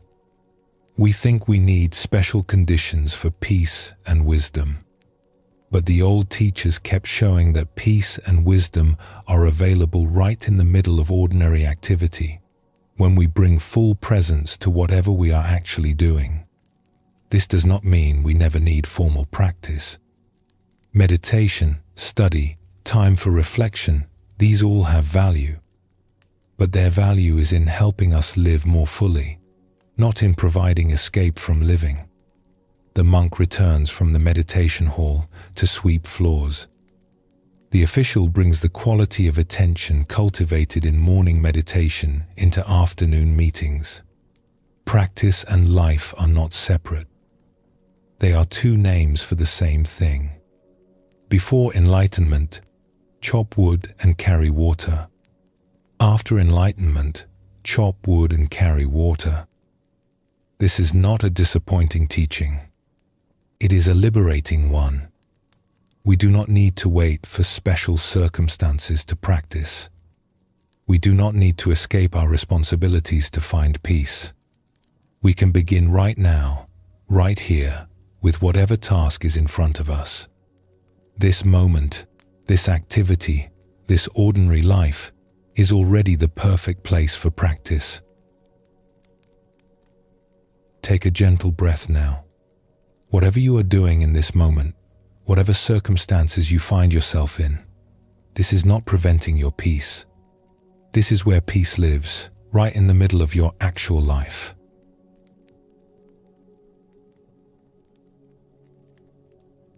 When we think about spiritual practice, we often imagine special activities like meditation in quiet halls, chanting sacred texts, or ceremonies and rituals that set certain moments apart from ordinary life. We create categories in our minds where this activity is spiritual and that activity is mundane. This place is holy and that place is ordinary. This time is for practice and that time is for getting through daily necessities. Buddhism teaches that these divisions are created by our thinking, not by reality itself. Zen masters throughout history have pointed to a different understanding. The sacred is not separate from the mundane. The holy is not apart from the ordinary.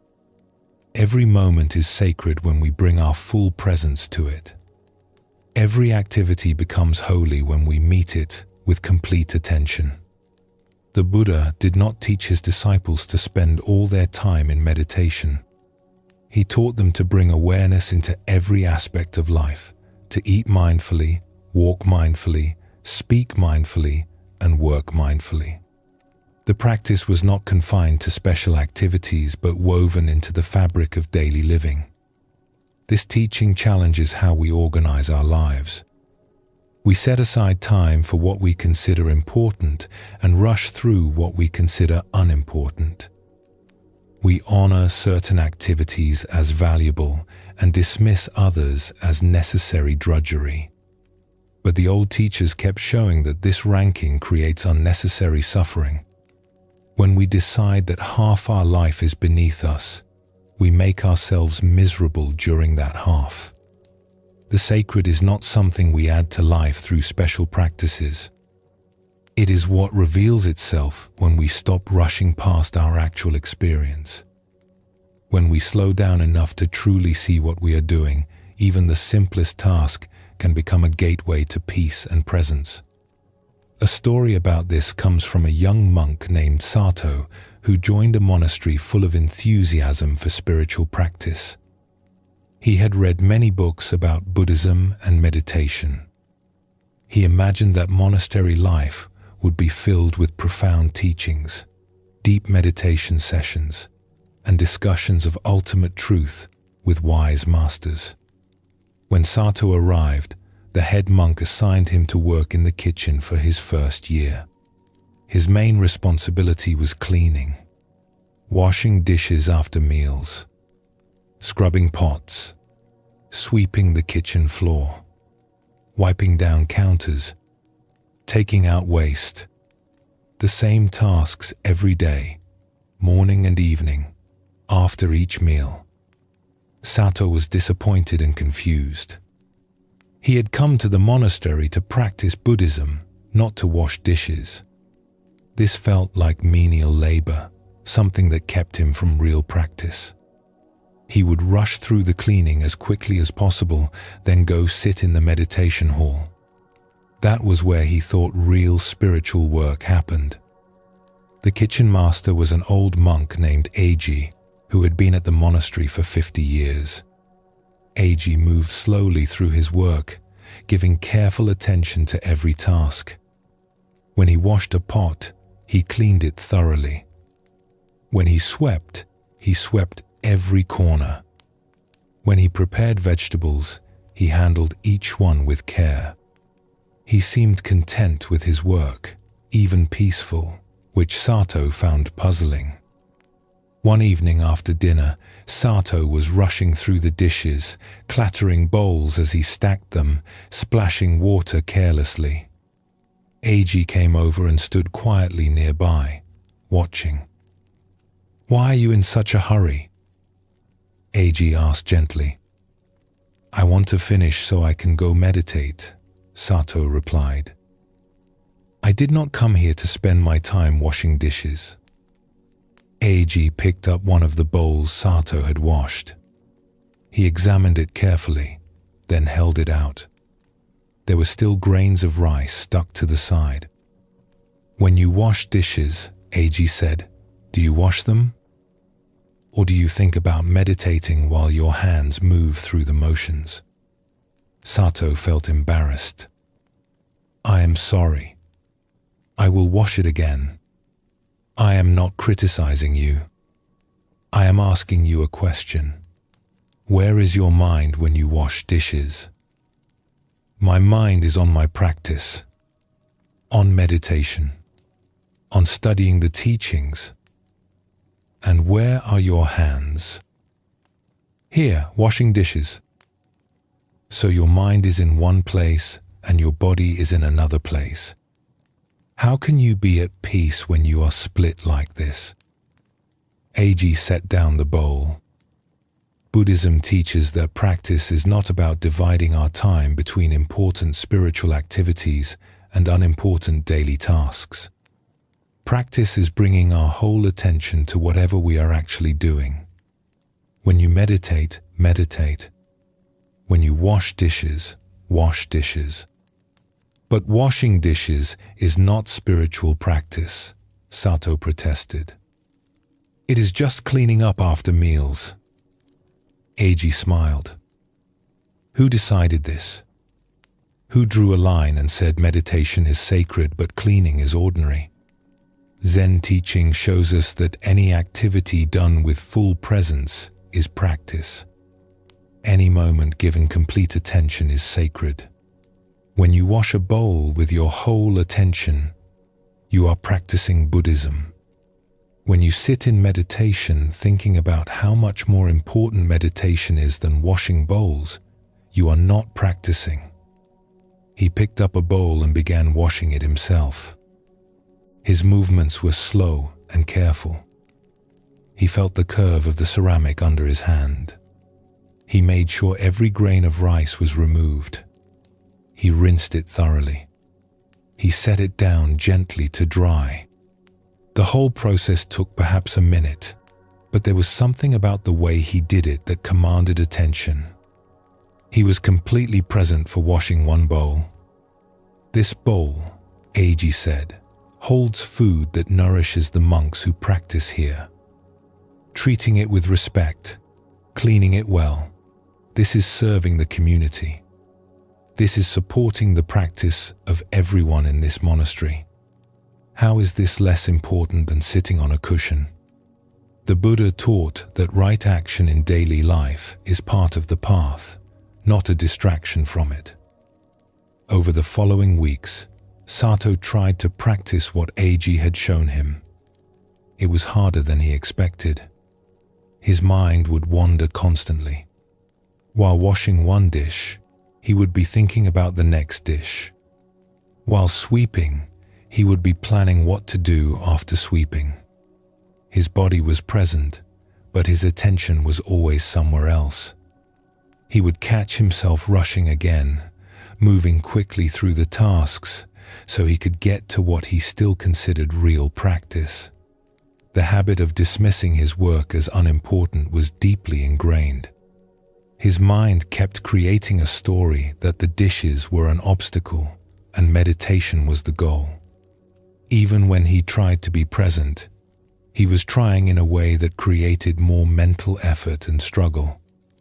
But gradually, he began to notice something. When he could bring his full attention to the task at hand, even for a few moments, there was a quality of peace in it. The warm water on his hands while washing dishes, its temperature and texture. The rhythmic motion of the broom while sweeping, the way it moved across the floor. The satisfaction of seeing a clean counter, knowing someone else would benefit from his care. These simple things held their own completeness when he was actually present for them. He began to see that AG was right. The peace did not come from the activity itself, but from the quality of attention he brought to it.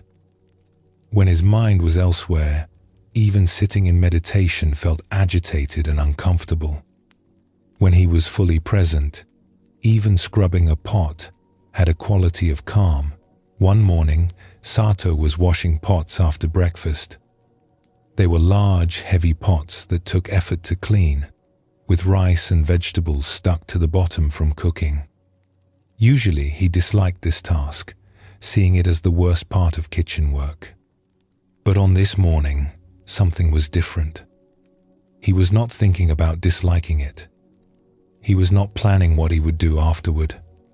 He found himself simply doing it. Not thinking about meditation or studying or anything else. Just scrubbing this pot, feeling the resistance of the stuck food against the scrubber, applying more effort where needed, feeling the satisfaction when a stubborn bit finally came free, rinsing thoroughly in clean water, and watching the last traces of food wash away. His whole attention was absorbed in the task. There was just this pot, this water, these hands, this moment. When he finished and stepped back, he realized something remarkable. For those 15 minutes of washing pots, his mind had been completely quiet. No worries about his progress on the path. No judgments about whether he was practicing correctly. No thoughts about being somewhere else or doing something better. Just complete presence with what he was actually doing. This was the same quality of peace he sometimes touched in meditation. That sense of being fully here, fully alive, not wanting anything to be different. But it had come not from sitting on a cushion in the meditation hall, but from washing pots with full attention in the kitchen. The activity did not matter. The presence mattered. That evening, Sato found Eiji in the kitchen preparing vegetables for the next day. "Eiji, I think I am beginning to understand what you were trying to show me." The old monk looked up from his cutting board. "What do you understand?" "That the dishes are not less important than meditation. That cleaning the kitchen is not separate from spiritual practice. That any activity done with full presence is sacred." Eiji nodded and continued cutting. "That is good. Now you can begin to actually live here instead of waiting for your real life to start. For a year, you have been in this kitchen, but not really here. You have been somewhere else in your mind, thinking about more important things. Now maybe you can discover what is right in front of you. Should I still go to the meditation hall? Of course.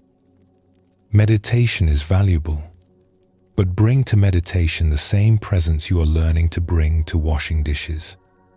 And bring to washing dishes the same respect you give to meditation. They are not two different things. They are both opportunities to be fully awake in this moment. Sato bowed deeply. Thank you for your patience. I have been treating this work as punishment, as something keeping me from practice.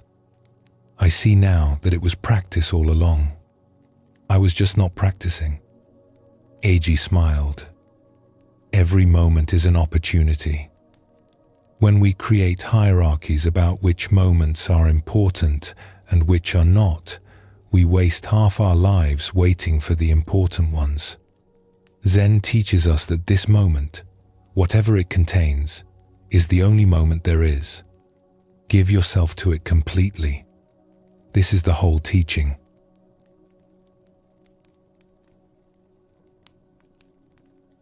This story reveals how we create false hierarchies that cause us suffering. Sato had decided that meditation was sacred and washing dishes was mundane. Buddhism teaches that this kind of ranking separates us from our actual life. We spend so much time thinking about being somewhere better, doing something more important, that we miss the life we are actually living. The old masters often gave students mundane tasks precisely to help them see through this illusion. Chopping vegetables, cleaning floors, carrying water. These tasks had no inherent spiritual significance, which made them perfect for practicing presence. There was nothing impressive about them, so students could not use them to build up their spiritual ego. There was just the simple fact of doing what needed doing, which is the essence of practice. When we bring full attention to any task, no matter how simple or ordinary, we practice the same awareness we cultivate in meditation. Zen teaching shows us that the quality of attention matters more than the activity itself.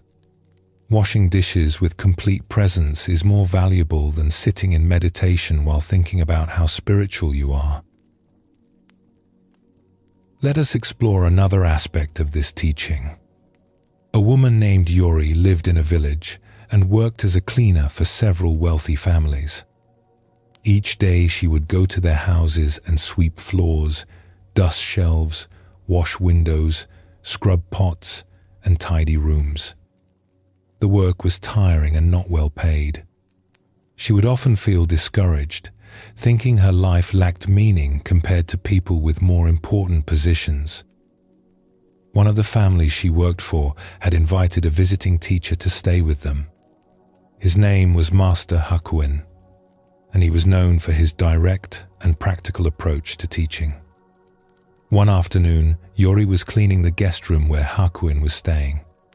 She worked quietly, not wanting to disturb him, but he noticed her and spoke. "You work with care," he said. Yori was startled. She had not expected him to address her. She bowed quickly. "Thank you, sir. I try to do my work properly." "Why do you clean houses?" he asked. "It is my livelihood.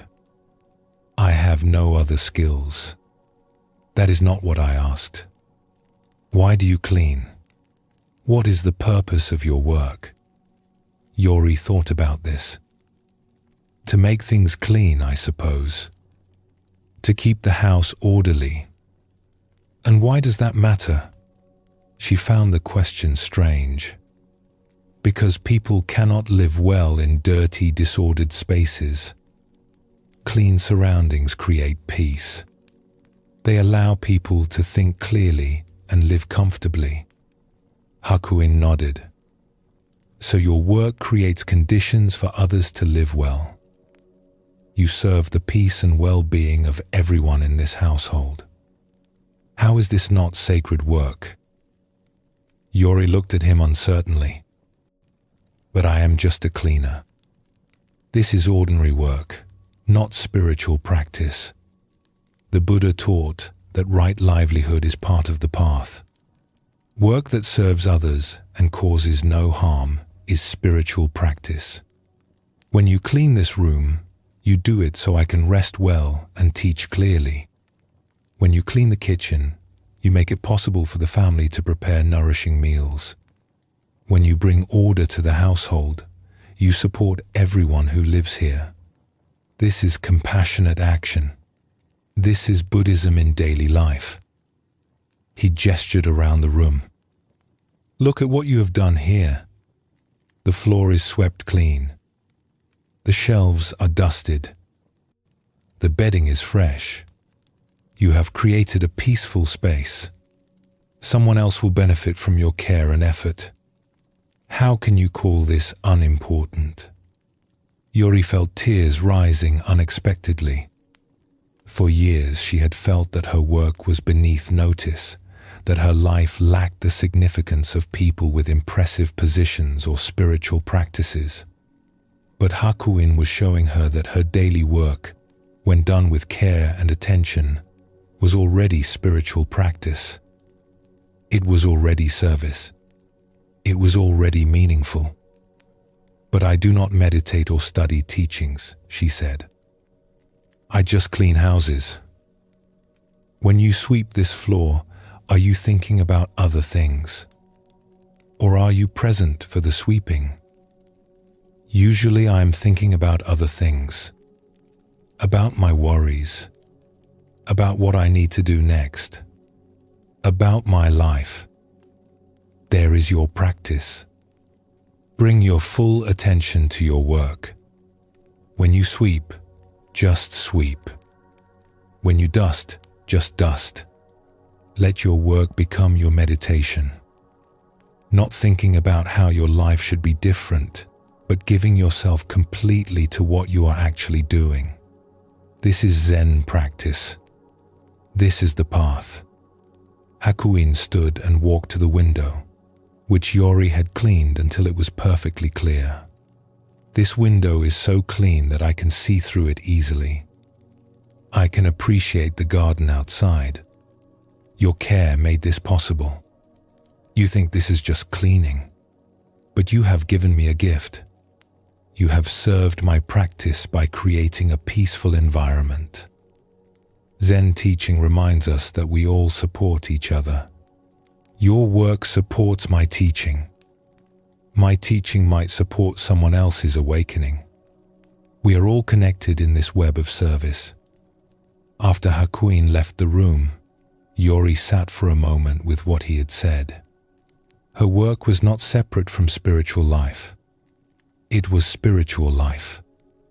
Every floor she swept, every dish she washed, every surface she cleaned, all of it created conditions for others to live well. All of it was service. All of it mattered. From that day forward, Yori approached her work differently. She still cleaned houses. The tasks remained the same. The floors still needed sweeping. The windows still needed washing. The shelves still needed dusting. But she brought a new quality of attention to them. At first, like Sato, she found it difficult. Her mind would wander back to its old patterns, thinking about her problems, worrying about money, feeling discouraged about her place in life. But each time she noticed her mind had drifted, she would gently bring her attention back to what she was actually doing. Back to the broom in her hands. Back to the cloth on the window. Back to this moment, this task. When she swept with care, making sure to clean thoroughly, getting into corners that she used to rush past. She found there was satisfaction in doing the work well, in knowing that she was truly serving the household. When she washed windows, she worked until they were perfectly clear, until someone looking through them would barely notice the glass was there. Each window became an opportunity to create clarity. When she organized shelves, she thought about the people who would use them. She placed items where they could be easily found, where they made sense, where they would bring ease to someone's day. This simple consideration, this care for others, turned organizing into an act of kindness. She stopped thinking of her work as something she had to get through and started seeing it as something she offered. Each clean room was a gift to the people who lived there. Each organized space created ease in their daily lives. Each window she washed let more light into someone's home. Her work mattered because it served others, and in serving others, she was practicing the compassion that Buddhism teaches. She also found that when she gave her full attention to her work, she felt more peaceful. The constant mental chatter about her inadequate life quieted down. The comparing of herself to others with more prestigious positions faded. She was simply here, cleaning, doing what needed doing. Her mind was not somewhere else, wishing things were different. It was present with her hands, her body, the task itself.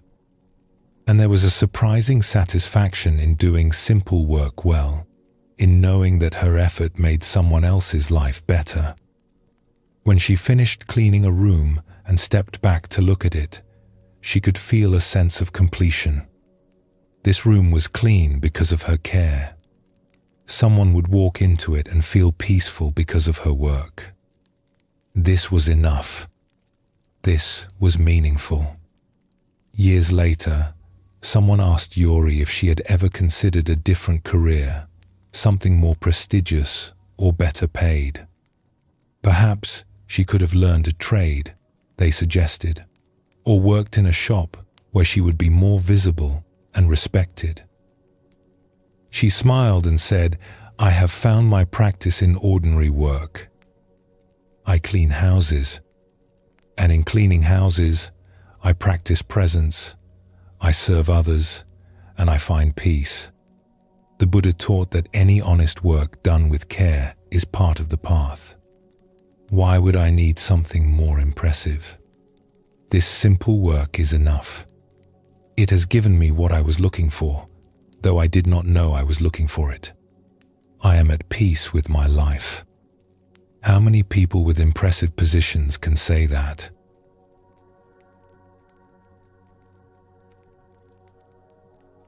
Both of these stories point to the same teaching. Buddhism shows us that we create unnecessary suffering when we rank our activities into important and unimportant, sacred and mundane. Every activity, no matter how simple or ordinary, becomes sacred when we bring full presence to it. Every moment of honest work done with care is spiritual practice. Zen masters have always emphasized this. They would tell students that carrying water is the same as chanting sutras, that chopping vegetables is the same as studying texts, that cleaning floors is the same as sitting in meditation. Not because these activities are identical in form, but because they all offer the same opportunity to be fully present, to serve with care, to practice awareness in action. The Buddha taught about right livelihood as part of the Eightfold Path. Work that serves others and causes no harm is not separate from spiritual practice. It is spiritual practice. A cleaner who brings full attention and care to their work is practicing Buddhism just as truly as a monk sitting in a meditation hall.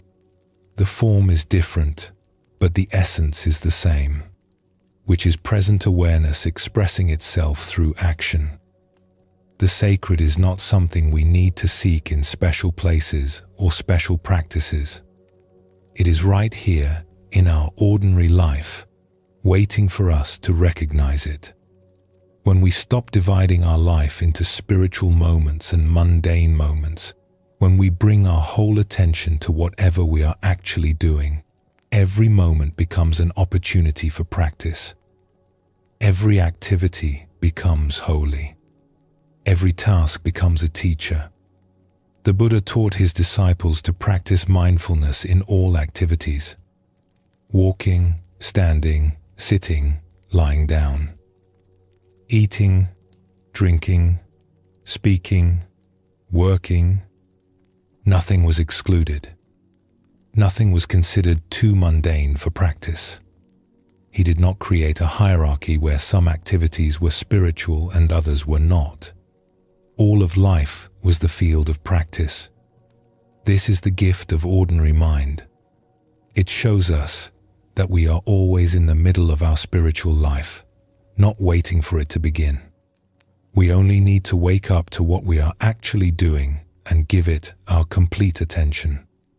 The dishes in the sink, the floor that needs sweeping, the work that waits for us, all of this is not keeping us from practice.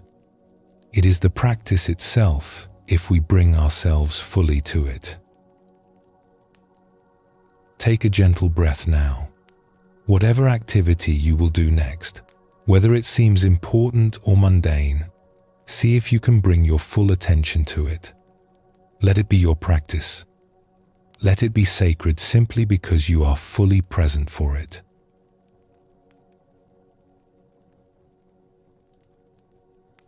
There is a quality that many people find disappointing when they first encounter real Zen teaching. They arrive expecting profound wisdom, mysterious koans, dramatic insights that will transform everything. What they often receive instead is simple, direct instruction that sounds almost too ordinary to be valuable. Drink your tea. Sweep the floor. Pay attention to what you are doing. A student once traveled for months to meet a famous master. When he finally arrived and asked for the deepest teaching, the master said, "Have you eaten breakfast?" The student said yes. The master replied, "Then go wash your bowl." The student was confused and frustrated. He had journeyed so far for this, but the master had given him exactly what he needed, though it would take years for him to understand it. Zen teaching points again and again to the ordinary as complete in itself, not as a stepping stone to something better, not as practice for some future attainment, but as already whole, already perfect, already enough. This is difficult for us to accept because we have learned to always reach for something more impressive, something special, something that will set us apart or make us feel significant. Buddhism teaches that this reaching itself creates suffering. We are never satisfied with what we have because we believe satisfaction lies in something we do not yet possess. We cannot rest in the ordinary because we have decided the ordinary is insufficient. We keep seeking the extraordinary, not realizing that the search itself prevents us from recognizing the completeness of what is already here. The highest teaching in Zen is sometimes called nothing special, not because it lacks depth or value, but because it points to reality as it actually is, stripped of our ideas about what it should be. When we stop adding our fantasies and expectations on top of life, what remains is simple, direct, and completely sufficient.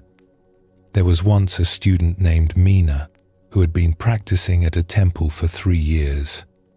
She was sincere and dedicated, attending every teaching session, sitting in meditation daily, studying the texts carefully. She had learned many sophisticated concepts about emptiness and Buddha nature and enlightenment. She could discuss these ideas with intelligence and insight. But Mina felt frustrated. Despite all her learning, despite her dedicated practice, she did not feel enlightened. She did not feel transformed. She still experienced ordinary thoughts and feelings, ordinary problems and concerns. She had expected that by now, after 3 years of serious practice, something dramatic would have shifted. She would feel different, special somehow, marked by her spiritual progress. The temple had a teacher named Master Fuji who lived in a small cottage at the edge of the grounds. He was very old now and rarely gave formal teachings anymore. But he was still respected as someone who had deep understanding. Mina decided to visit him and ask for guidance. Perhaps he could tell her what she was missing, what additional practice she needed to achieve the transformation she sought. She found him sitting outside his cottage in the afternoon sun, drinking tea. The setting was completely ordinary. No incense burning, no special cushions or altars. Just an old man sitting on a simple wooden bench with a cup of tea, watching birds move through the trees. Mina approached and bowed respectfully. "Master Fuji, may I speak with you?" "Of course. Sit down. Would you like some tea?" Mina sat on the bench beside him. "Yes, thank you." He poured tea from a plain clay pot into a plain cup and handed it to her. The tea was simple green tea, nothing special. They sat quietly for a few moments, drinking. Mina waited for him to ask why she had come, but he seemed content to just sit and drink tea. Finally, Mina spoke. "Master, I have been practicing here for 3 years. I meditate every day. I study the teachings. I follow the precepts, but I do not feel any different than when I arrived. I thought spiritual practice would transform me, that I would achieve some special state of peace or wisdom. But I still feel like the same ordinary person I always was. What am I doing wrong?" Master Fuji sipped his tea slowly. "What did you hope to become?" "I do not know exactly. Someone wiser, more peaceful. Someone who has transcended ordinary concerns and touched something deeper." "I see. And right now, sitting here drinking tea, what are you experiencing?" Mina paused. "I am sitting here with you, drinking tea, feeling the warmth of the sun, hearing the birds.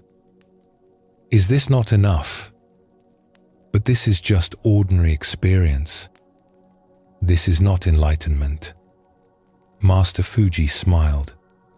"Who told you enlightenment is something other than ordinary experience? Who said it must be dramatic or special or make you feel transformed?" "Well, all the stories about the masters. They're great insights. They're awakening experiences. Surely enlightenment is something extraordinary. The stories you have heard, they make enlightenment sound impressive because stories require drama to be interesting. But the actual experience the masters pointed to is nothing dramatic at all. It is exactly this."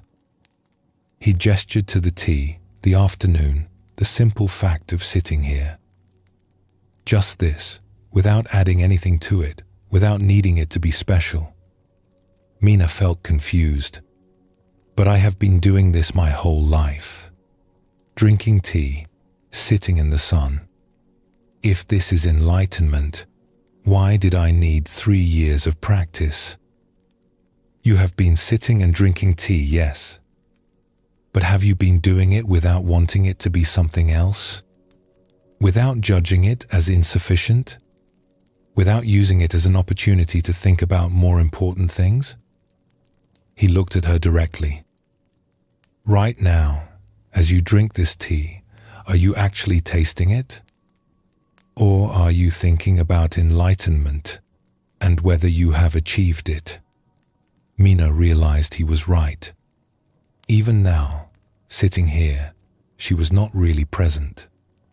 She was thinking about her practice, her progress, what she was lacking. She was using this moment to worry about other moments, to plan, to evaluate, to judge. She was here in body, but not in attention. Zen teaching shows us that the problem is not that we lack something special. The problem is that we cannot appreciate the ordinary because we are always reaching for something beyond it. Master Fuji finished his tea and set down the cup. You have spent 3 years practicing, which is good. But you have been practicing to become someone special rather than to fully be who you already are. You have been practicing to achieve extraordinary states rather than to wake up to ordinary life. But then what is the point of practice? Mina asked. If I am already everything I need to be, why practice at all? Practice helps you see what you already have. It clears away the confusion that prevents you from recognizing the completeness of this moment. But if you practice while thinking, practice will give you something you do not already possess. You miss the point entirely. The Buddha taught that all beings already have Buddha nature. Practice does not create it. Practice reveals it. He poured more tea into both their cups. Watch how the tea pours. See how it steams. Notice the color, the scent, the warmth of the cup in your hands. This is not special. This is completely ordinary. And it is also completely enough. When you can drink tea and just drink tea, without needing it to be a pathway to enlightenment, without judging it as too ordinary, without wanting something more impressive, then you will understand what the old masters were pointing at. Mina looked at the tea in her cup. She had drunk thousands of cups of tea in her life, but had never truly tasted one. She was always drinking tea while thinking about something else, planning the next thing, judging the present as insufficient. Even her meditation practice had become this way. She sat in meditation while judging her meditation, thinking about whether she was doing it correctly, wanting to have special experiences.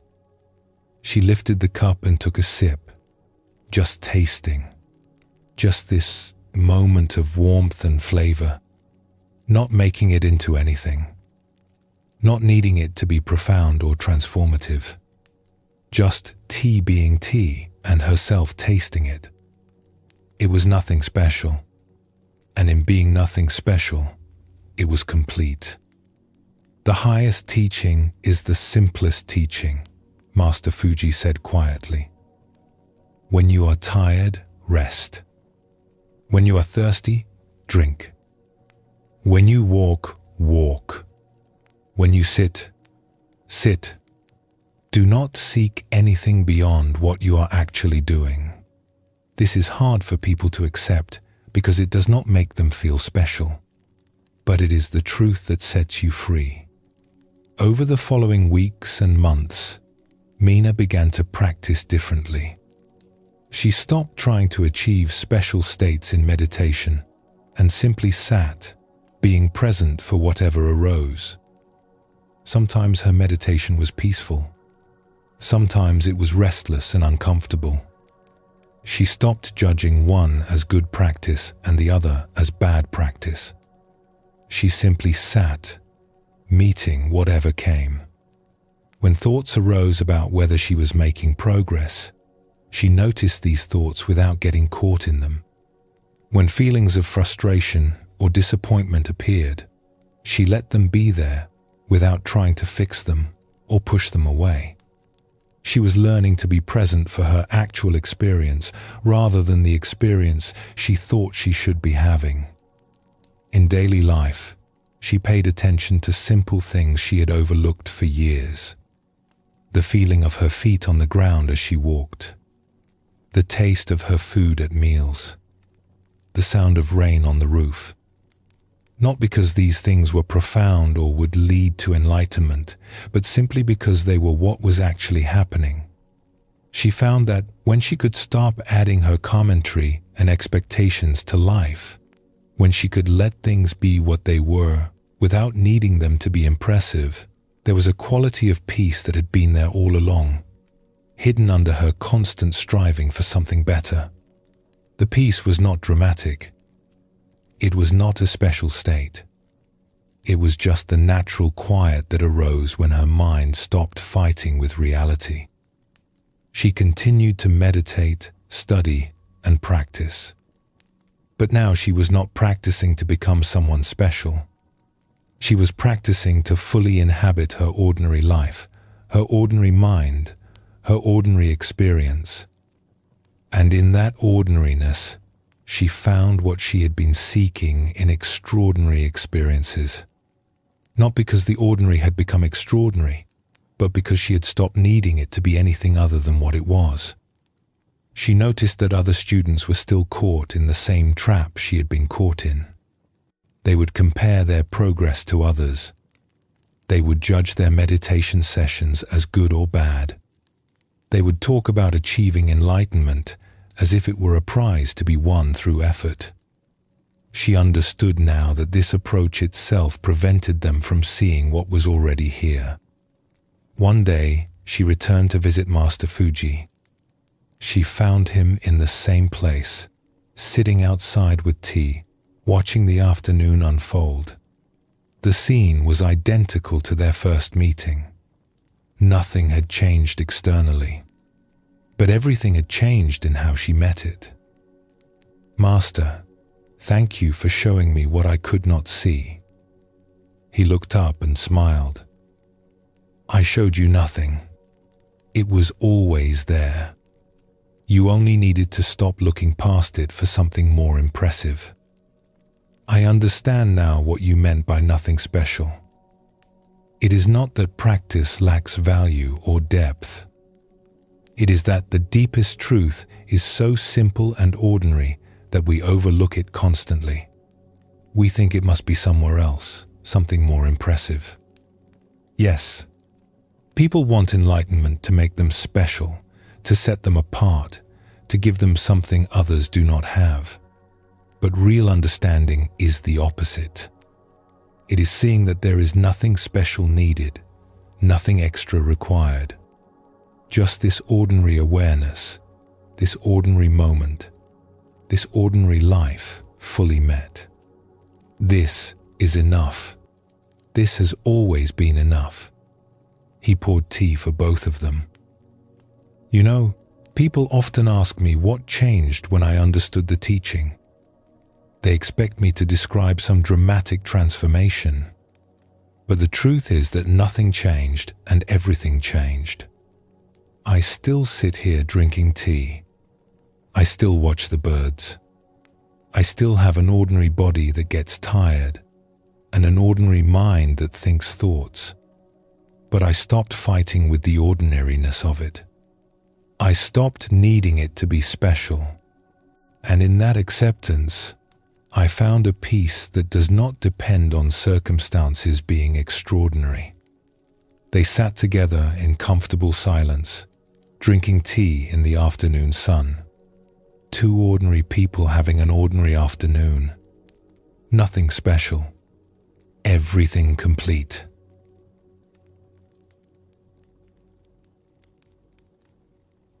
Buddhism teaches that our constant reaching for something more, something special, something that will finally satisfy us, is the source of much suffering. This reaching takes us away from the life we actually have. Zen masters would often respond to profound questions with very ordinary statements, precisely to cut through this habit of seeking the extraordinary. A monk asks, "What is the meaning of Buddhism?" The master replies, "The oak tree in the garden." The monk is confused because he expects a philosophical answer, something impressive. But the master is pointing to simple presence with what is actually here. The oak tree is just an oak tree. Buddhism is just this moment, just this awareness, just this life as it actually is. The teaching of nothing special liberates us from the exhausting search for special experiences, special states, special understanding. We can stop trying to be impressive and simply be present. We can stop judging ordinary life as insufficient and recognize its completeness. This does not mean we stop growing or learning. It means we stop treating the present as a problem that needs solving through future attainment. Here is another story that shows this teaching. In a small mountain village, there lived a warrior named Kuro who had trained in swordsmanship since childhood. He was skilled and disciplined, respected for his abilities. But despite his training, he did not feel at peace. In battle, his mind would become agitated. He would second-guess his movements. He would worry about the outcome even as he fought. Kuro heard of a swordsman named Takeshi who lived as a farmer in a remote valley. People said that Takeshi had once been a great warrior but had given up fighting to work the land. They also said that Takeshi possessed a secret understanding that made him unbeatable in combat, though he no longer sought combat. Kuro was curious. What understanding could a farmer have that a trained warrior lacked? He traveled to the valley and found Takeshi working in a rice field. The man was older, perhaps 50, with the weathered face and strong hands of someone who worked with soil. He was planting rice seedlings, moving steadily through the flooded field, pressing each small plant into the mud with careful attention. Kuro waited at the edge of the field until Takeshi noticed him. The farmer straightened and waded to shore. "Can I help you?" Takeshi asked. "I am looking for the swordsman Takeshi. I was told he lives here." "I am Takeshi. Though I have not held a sword in 15 years, I have come to learn from you. I am a warrior, but I lack peace in combat. My mind is troubled even as I fight. I heard that you possess special understanding." Takeshi smiled and looked back at his rice field. "I possess no special understanding. I plant rice. I harvest rice. I eat rice. This is my life now. But you were known as unbeatable. What was your secret?" "There was no secret. I simply fought without thinking about fighting. When I saw an opening, I moved. When I needed to defend, I defended. My mind did not interfere with my body's natural response. That is all." "But how did you achieve this? What practice allows the mind to become so clear?" Takeshi gestured to the rice field. "This practice. Planting rice. When I plant, I am just planting. My mind is not elsewhere. It is here, with my hands, with the seedlings, with the mud. This is the same mind I used in combat. Not a special mind, just a mind that is present for what it is actually doing." Kuro felt disappointed. "But that is just ordinary work. That is not a warrior's practice. You asked me about peace in combat. I am telling you the truth. The mind that plants rice peacefully is the same mind that fights peacefully. There is no special warrior mind separate from ordinary mind. When you fight while thinking you need a special state of mind, you create conflict within yourself. When you simply fight, responding naturally to what the moment requires, there is no inner conflict. The mind is quiet because it is not arguing with reality. Will you teach me? I can show you rice planting. Whether this teaches you anything is up to you." Kuro stayed in the valley for 2 months. Each day, he worked beside Takeshi in the fields. At first, his mind was busy with frustration. This was not what he had come to learn. He was a warrior, not a farmer. He wanted secret techniques, special training methods, insights into combat that would give him an advantage. Not muddy work in rice fields that seemed completely unrelated to swordsmanship. He would plant the seedlings while his mind complained. "This is a waste of time. I should be training with my sword. What does rice farming have to do with combat?" His body was in the field, but his attention was elsewhere, arguing with the situation, judging it as wrong. But gradually, as the days passed and he continued working, something began to shift. One morning, he woke early and went to the field as usual.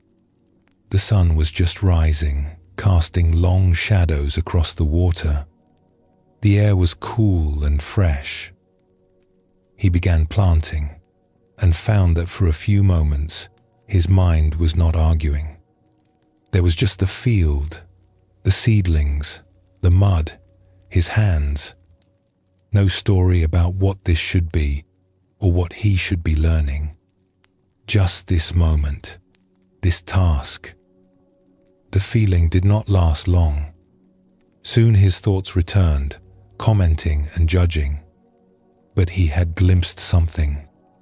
A quality of simple presence that he rarely accessed in his warrior training, where he was always trying to be better, faster, more skilled. As the weeks continued, those moments of simple presence became more frequent. He noticed that when his mind was quiet like this, his body knew what to do. His hands found their rhythm without his thinking about rhythm. He could sense when a seedling was planted firmly and when it needed adjustment, not through analysis, but through direct perception. He was responding to what was actually happening rather than what he thought should be happening. He began to see that this was exactly what Takeshi had meant about combat. In fighting, when his mind was busy with thoughts about winning or losing, about how he looked or what others thought, about fear or pride, his natural capacity to respond was blocked. But when he could simply be present for what was actually happening, his training could express itself naturally. One evening, after a long day of work, they were washing mud from their hands and feet. Kuro said to Takeshi, "I am beginning to understand. The peace I sought in combat is the same peace I find when I can simply plant rice without my mind creating problems.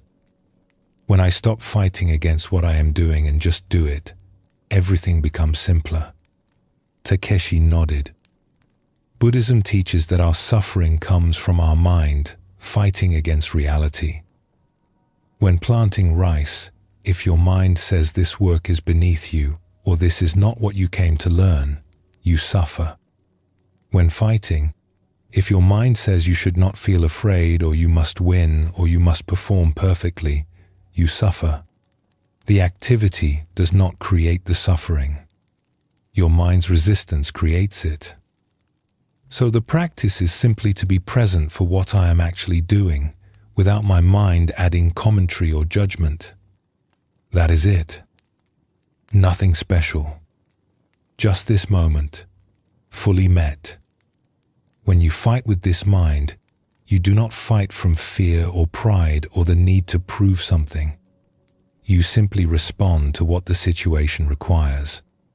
This is what people saw in my swordsmanship. Not special technique, but simple presence. I was not trying to be impressive. I was just doing what needed doing. But this seems too simple to be the answer. Surely there must be more to it than just being present. Takeshi laughed. That is what everyone says. We want the answer to be complicated and impressive because that would make us feel special for understanding it. But the Buddha taught very simple truths. Be present. Respond with compassion. These are not complicated teachings. They are difficult to practice because we keep making them complicated with our thinking. We add layers of philosophy and technique on top of something that is actually very direct. He looked at Kuro seriously. You came here seeking a special mind for combat. But there is no special mind. There is only mind. When that mind is present and not interfering with itself, it functions naturally. A warrior's mind, a farmer's mind, an ordinary person's mind, they are all the same mind. The difference is only in whether we are present for our experience or lost in our thoughts about our experience. When Kuro returned to his duties as a warrior, he brought with him what he had learned planting rice. In combat, he no longer tried to achieve a special state of mind. He did not judge his thoughts or feelings as good or bad. He did not try to suppress fear or manufacture courage. He simply allowed his training to express itself naturally while staying present for what was actually happening. His movements became more fluid. His decisions became clearer.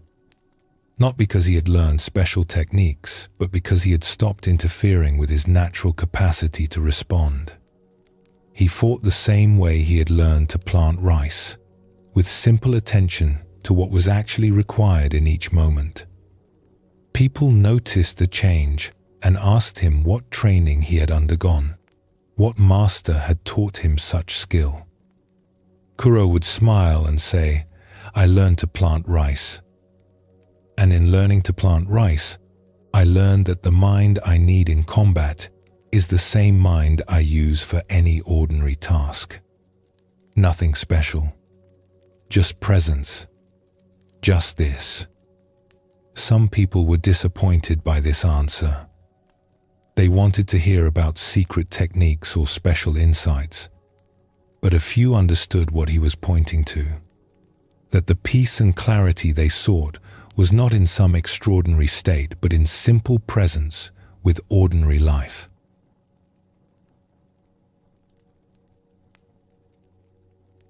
Both stories point to the same teaching.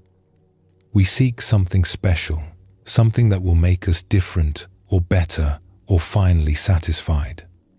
Buddhism shows us that what we seek is already here in our ordinary experience, our ordinary awareness, our ordinary life. The problem is not that we lack something special, but that we cannot see the value of what is ordinary. Zen masters have always emphasized this. The highest teaching is nothing special, precisely because it is simply what is true. Tea tastes like tea. Rice grows in fields. Awareness is aware. We do not need to add anything to this or make it into something impressive. It is already complete. When we can let our ordinary life be ordinary without judgment, without comparison, without needing it to be special, we discover a peace that does not depend on circumstances being extraordinary. We can find completeness in simple moments. We can rest in ordinary awareness. This is the gift of nothing special. It shows us that we already have everything we need. Take a gentle breath now. This moment is nothing special. It is just this moment. And in being just this moment, it is already complete. Let yourself rest here, in the ordinary miracle of being alive.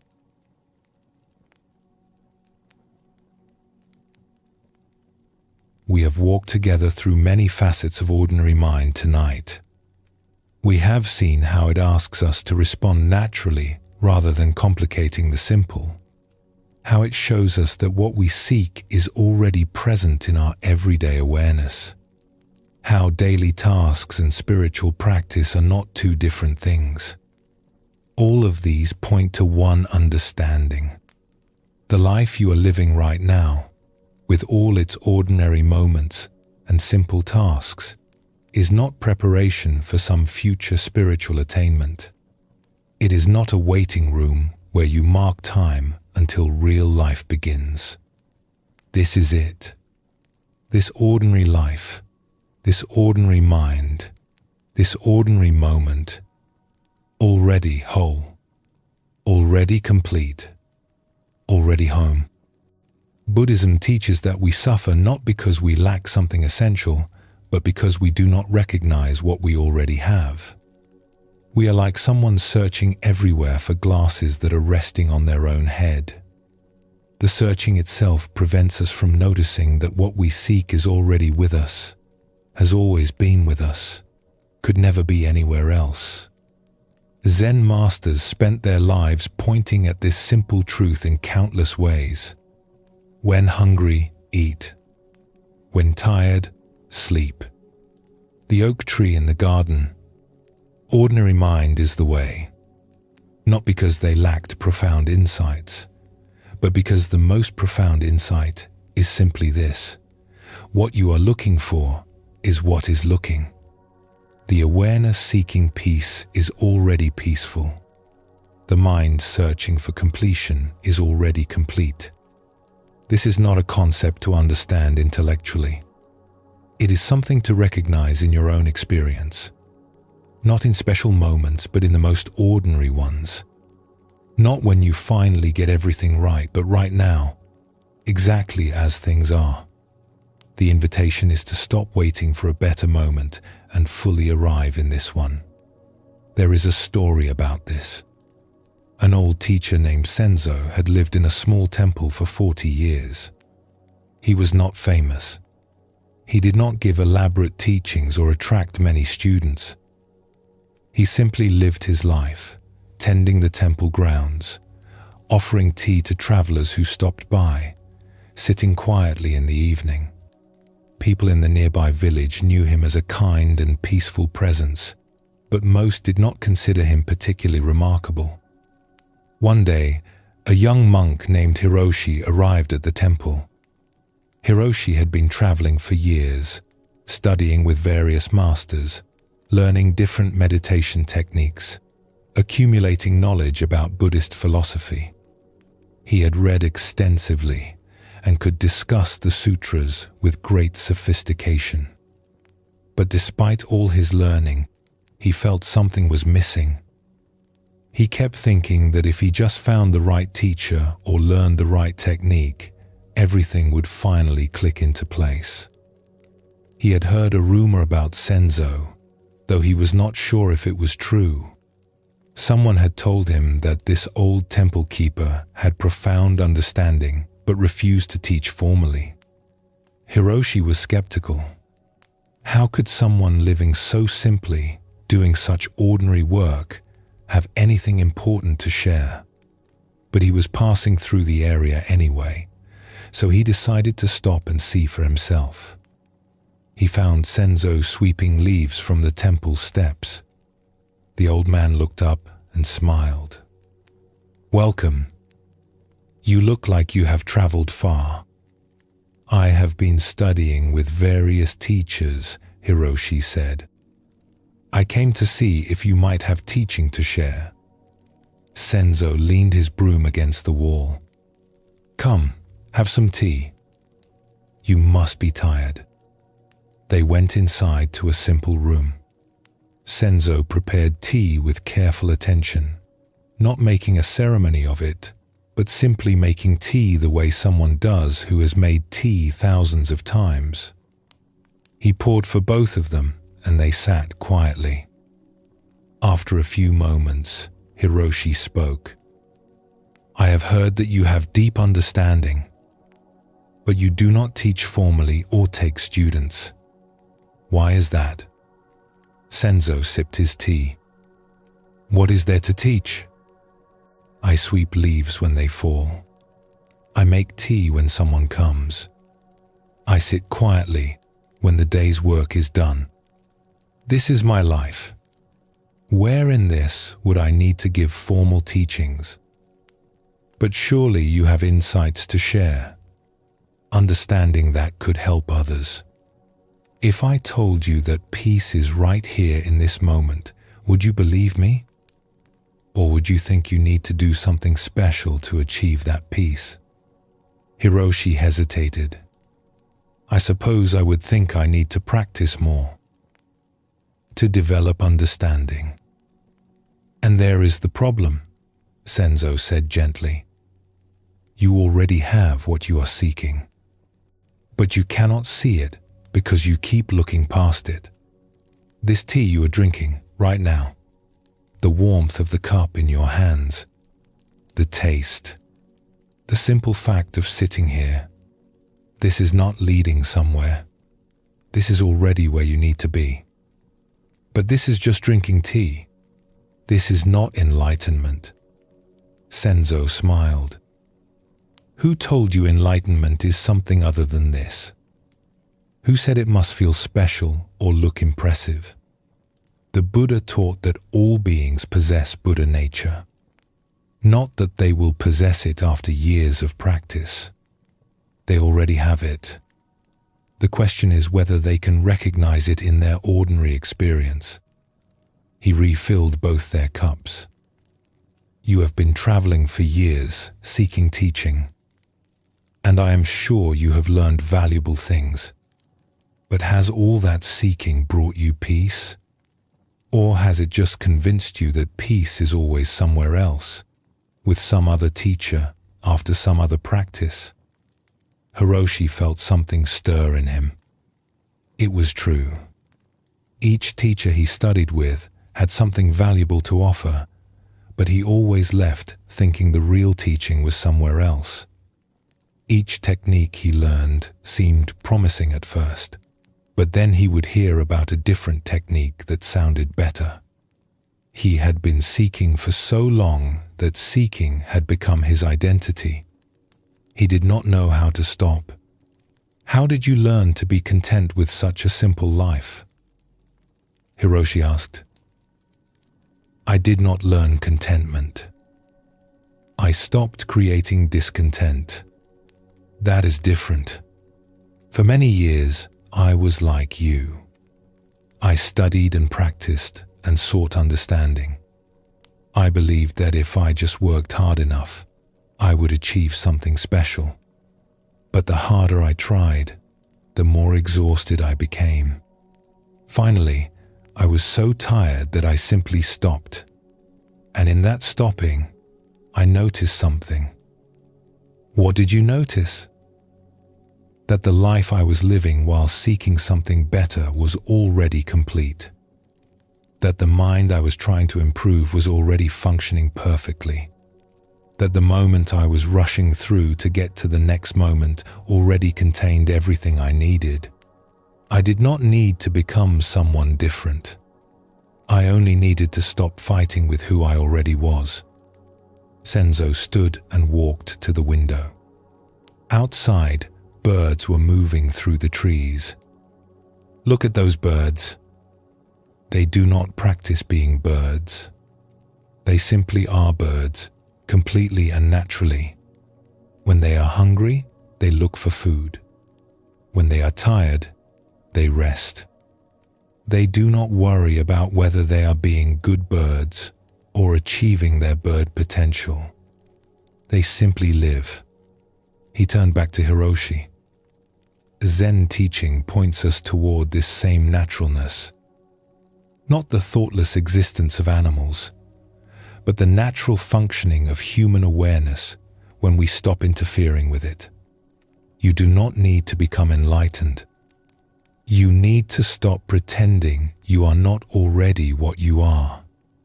Hiroshi sat with this for a long moment. Can I stay here for a while? Not to learn from you formally, but just to be here? Of course. There is always work to do. Leaves to sweep, vegetables to tend, meals to prepare. You are welcome to help with any of it. Hiroshi stayed at the temple for 3 months. Each day, he helped Senzo with the simple tasks of maintaining the place. Sweeping, cleaning, cooking, repairing things that broke, working in the small garden. Nothing impressive or spiritual, just ordinary work done with ordinary attention. At first, Hiroshi kept waiting for the real teaching to begin. Surely Senzo would eventually sit him down and share profound insights. Surely there would be special meditation instructions or deep philosophical discussions. But the old teacher just went about his life. He would make comments sometimes while they worked. Small observations about what they were doing or what was happening around them, but nothing that seemed like formal teaching. Hiroshi found this frustrating.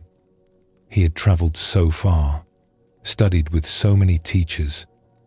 Here he was with someone who supposedly had deep understanding, and all they did was sweep leaves and prepare meals.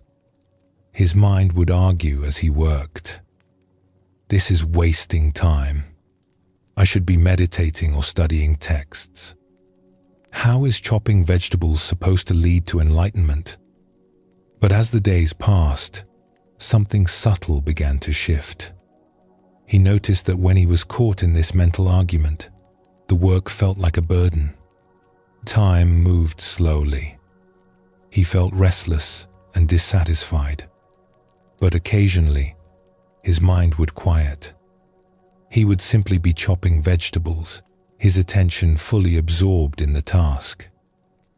The knife moving through the carrot, the clean sound of each cut, the pile of sliced vegetables growing. In those moments, time disappeared. There was just this, and there was a peace in it that his years of formal practice had rarely given him. He began to notice how Senzo worked. The old man never seemed to rush, but he also never seemed to waste motion. When sweeping, he swept thoroughly, giving attention to corners that Hiroshi would have overlooked. When preparing tea, he moved with care, not making a ceremony of it, but simply doing each action fully. When someone from the village stopped by to talk, Senzo gave them his complete attention, not thinking about what he needed to do next. There was something in the way Senzo lived that Hiroshi had never seen in any teacher. It was not impressive. It was not dramatic. But there was a completeness to it, a quality of being fully present for whatever was happening, that Hiroshi had been seeking without knowing what he was seeking. Gradually, Hiroshi began to notice something.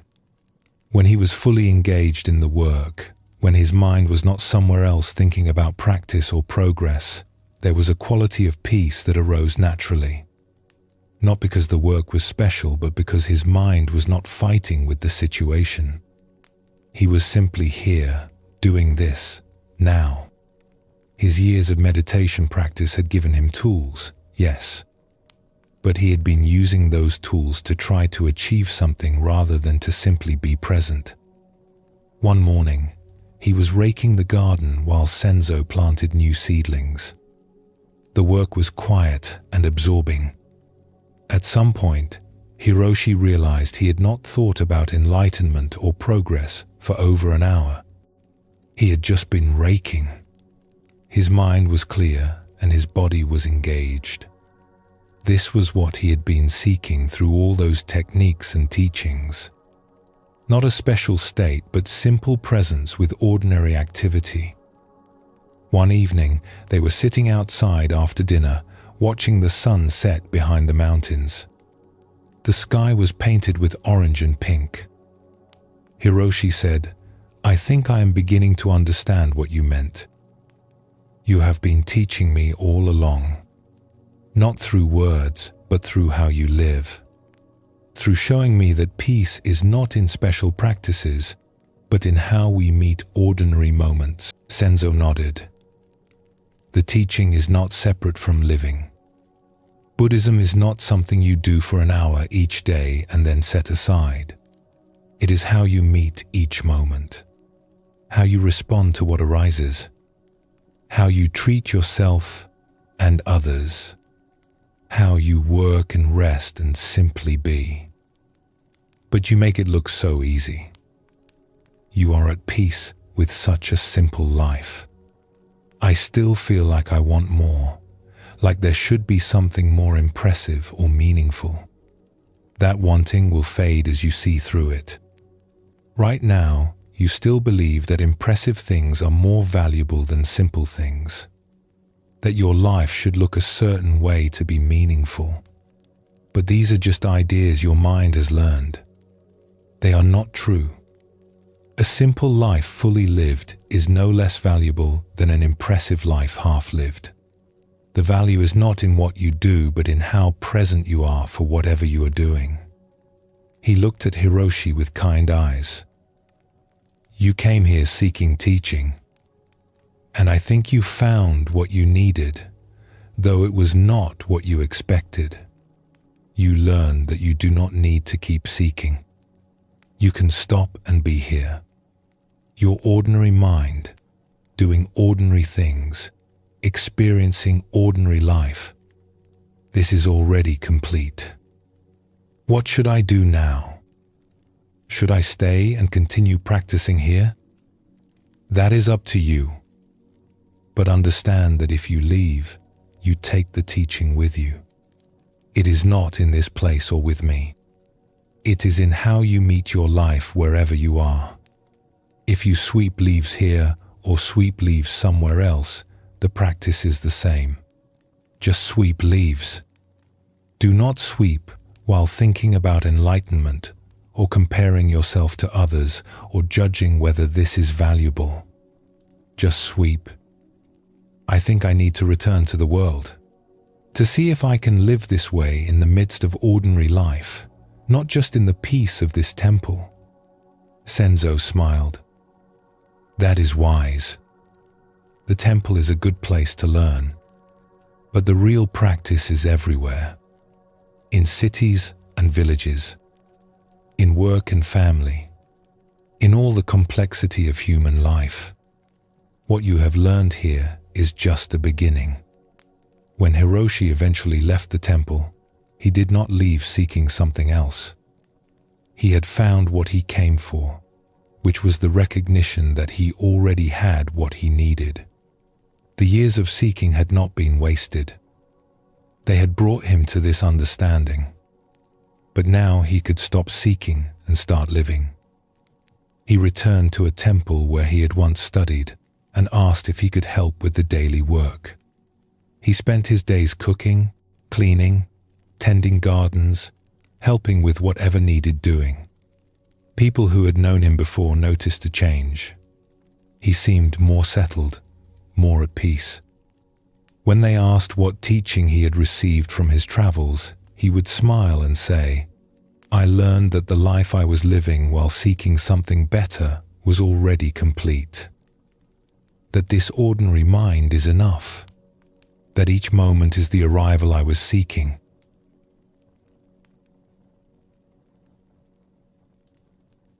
Buddhism teaches that enlightenment is not about achieving a special state, but about recognizing what is already true. The Zen masters did not spend decades in practice to become something they were not. They practiced to see through the illusions that prevented them from recognizing what they already were. This is why the teaching keeps pointing back to ordinary life. Not because ordinary life leads to enlightenment, but because ordinary life, fully met, is the expression of enlightenment. There is nowhere else to look, nothing else to achieve. Just this moment, this breath, this ordinary awareness. All the teachings we have explored tonight are really one teaching looked at from different sides. When hungry, eat. Your everyday mind is the path. Before enlightenment, chop wood. The sacred in the mundane. Nothing special. The tea is just tea. They all say the same thing. Stop looking elsewhere. Stop waiting for something better. Be here, fully here, for this ordinary life. This is already it. There is one more story that can help bring this home. A woman named Sumiko had spent 20 years as a student of Zen. She had practiced diligently, studying extensively, sitting through countless meditation retreats. She had practiced through joy and sorrow, through clarity and confusion. She had moments of deep insight and periods of profound peace. But she also had moments of doubt and periods of struggle. Through it all, she kept practicing, kept seeking, kept trying to deepen her understanding. For many years, she had imagined that enlightenment would arrive as a dramatic event, One day, she would sit down to meditate, and suddenly everything would click into place. The seeking would end. The questions would be answered.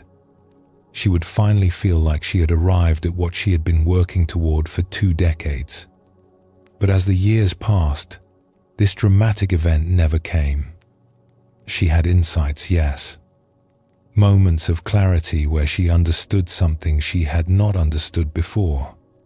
But always, after the insight faded, she was still herself.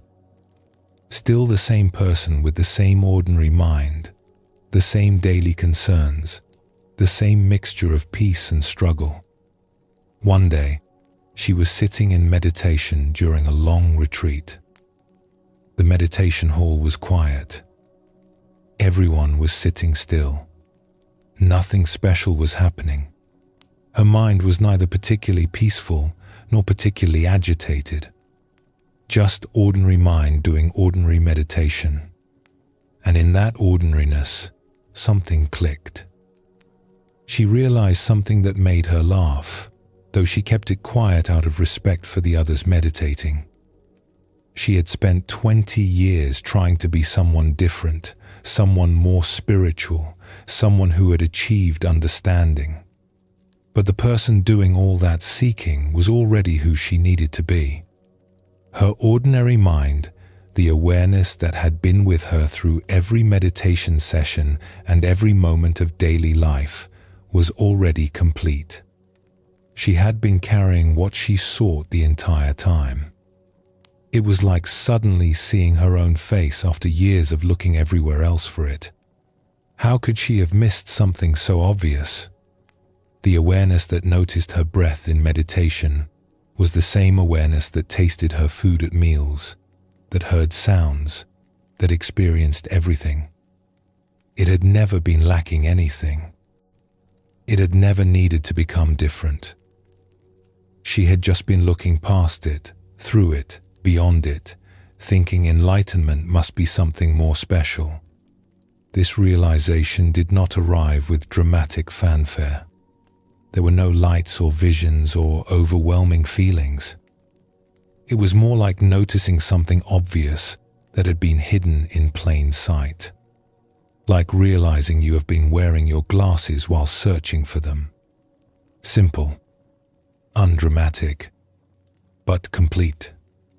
After this, her practice did not change much externally. She still meditated. She still worked and ate and slept and went about her daily life. She still had good days and difficult days. She still made mistakes and learned from them. But internally, something had shifted. She was no longer practicing to become someone else. She was simply being who she was, responding to each moment as it came. The seeking had ended not because she had achieved something, but because she had seen through the assumption that she needed to achieve something.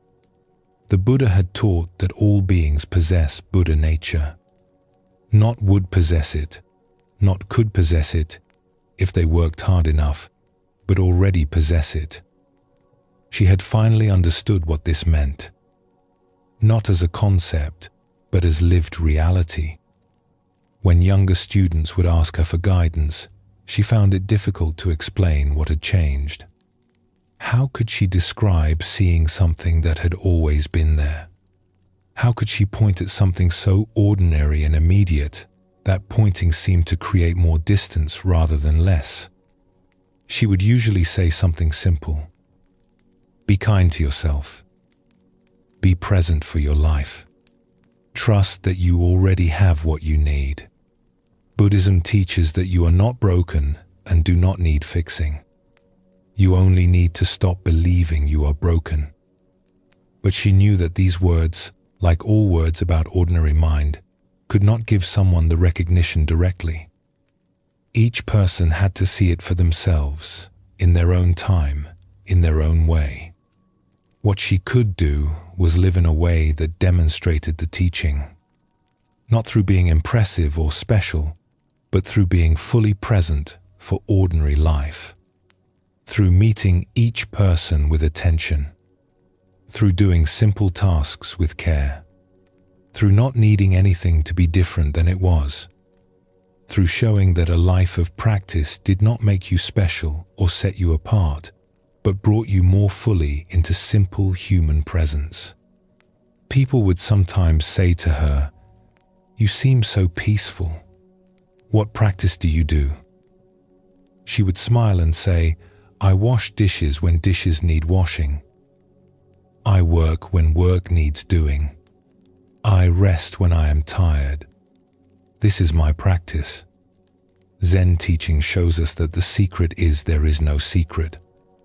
Just this ordinary life, fully lived. Buddhism teaches that the best teaching is often silent. The way someone lives their life speaks more clearly than any words they might say. When you meet someone who is at peace with their ordinary life, who does not need things to be special or impressive, who brings full presence to simple moments, something transmits that cannot be put into words. You feel the possibility of living that way yourself. This is what the old masters offered.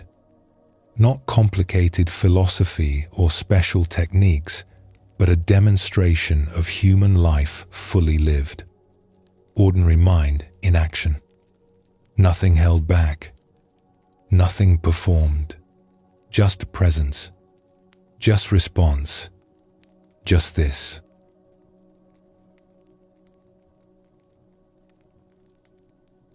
As we complete this exploration of ordinary mind, you might notice that everything we have discussed is available to you right now. You do not need to achieve anything or become anyone different. The awareness that has been listening to these words is the same awareness the Buddha had, the same awareness all the masters cultivated. It is already here, already functioning, already complete. The practice is not to create this awareness, but to recognize it and trust it. To stop looking past it for something more special. To meet your ordinary life with the understanding that it is already sacred, already whole, already enough.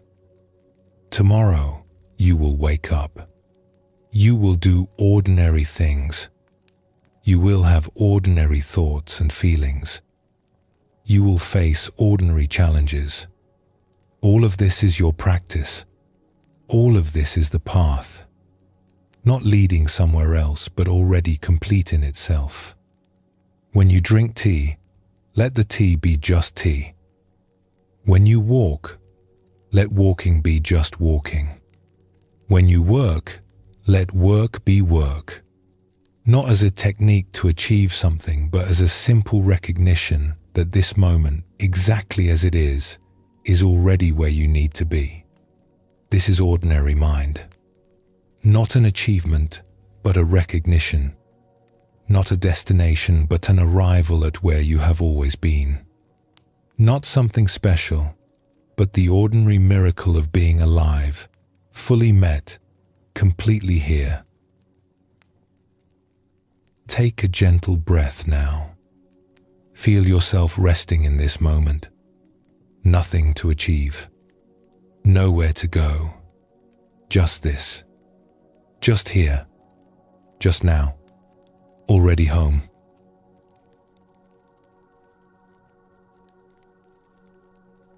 As we come to the end of our time together tonight, take a moment to notice where you are. Feel the surface supporting you. Notice the gentle rhythm of your breath moving in and out without any effort from you. Tonight, we have explored ordinary mind through many stories and teachings. We have seen how it invites us to respond naturally to life, to recognize what we already possess, to see that the sacred and mundane are not separate, to let go of seeking something special. All of these point to one simple truth. This ordinary life, this ordinary awareness, this ordinary moment is already complete. The Buddha taught that all beings possess Buddha nature, not as something to achieve, but as something to recognize. Zen masters spent their lives pointing at this in countless ways, always trying to show us what is so close we overlook it. Your ordinary mind is the path. When hungry, eat. When tired, sleep. The tea is just tea. You do not need to remember everything we explored tonight. The seeds have been planted. They will grow in their own time. You may find yourself tomorrow meeting an ordinary moment with new eyes, recognizing the completeness of something simple, letting something be what it is without needing it to be more. As you drift towards sleep now, let everything soften. Let the day release its hold. Let your body rest completely in the knowledge that tomorrow will bring its own fresh beginning. You will wake to an ordinary morning, ready to meet it with your ordinary mind, which has always been enough. This ordinary life is your practice. These ordinary moments are your path. This ordinary awareness is already home. Sleep well, and thank you for joining us here at Sleepy Monk.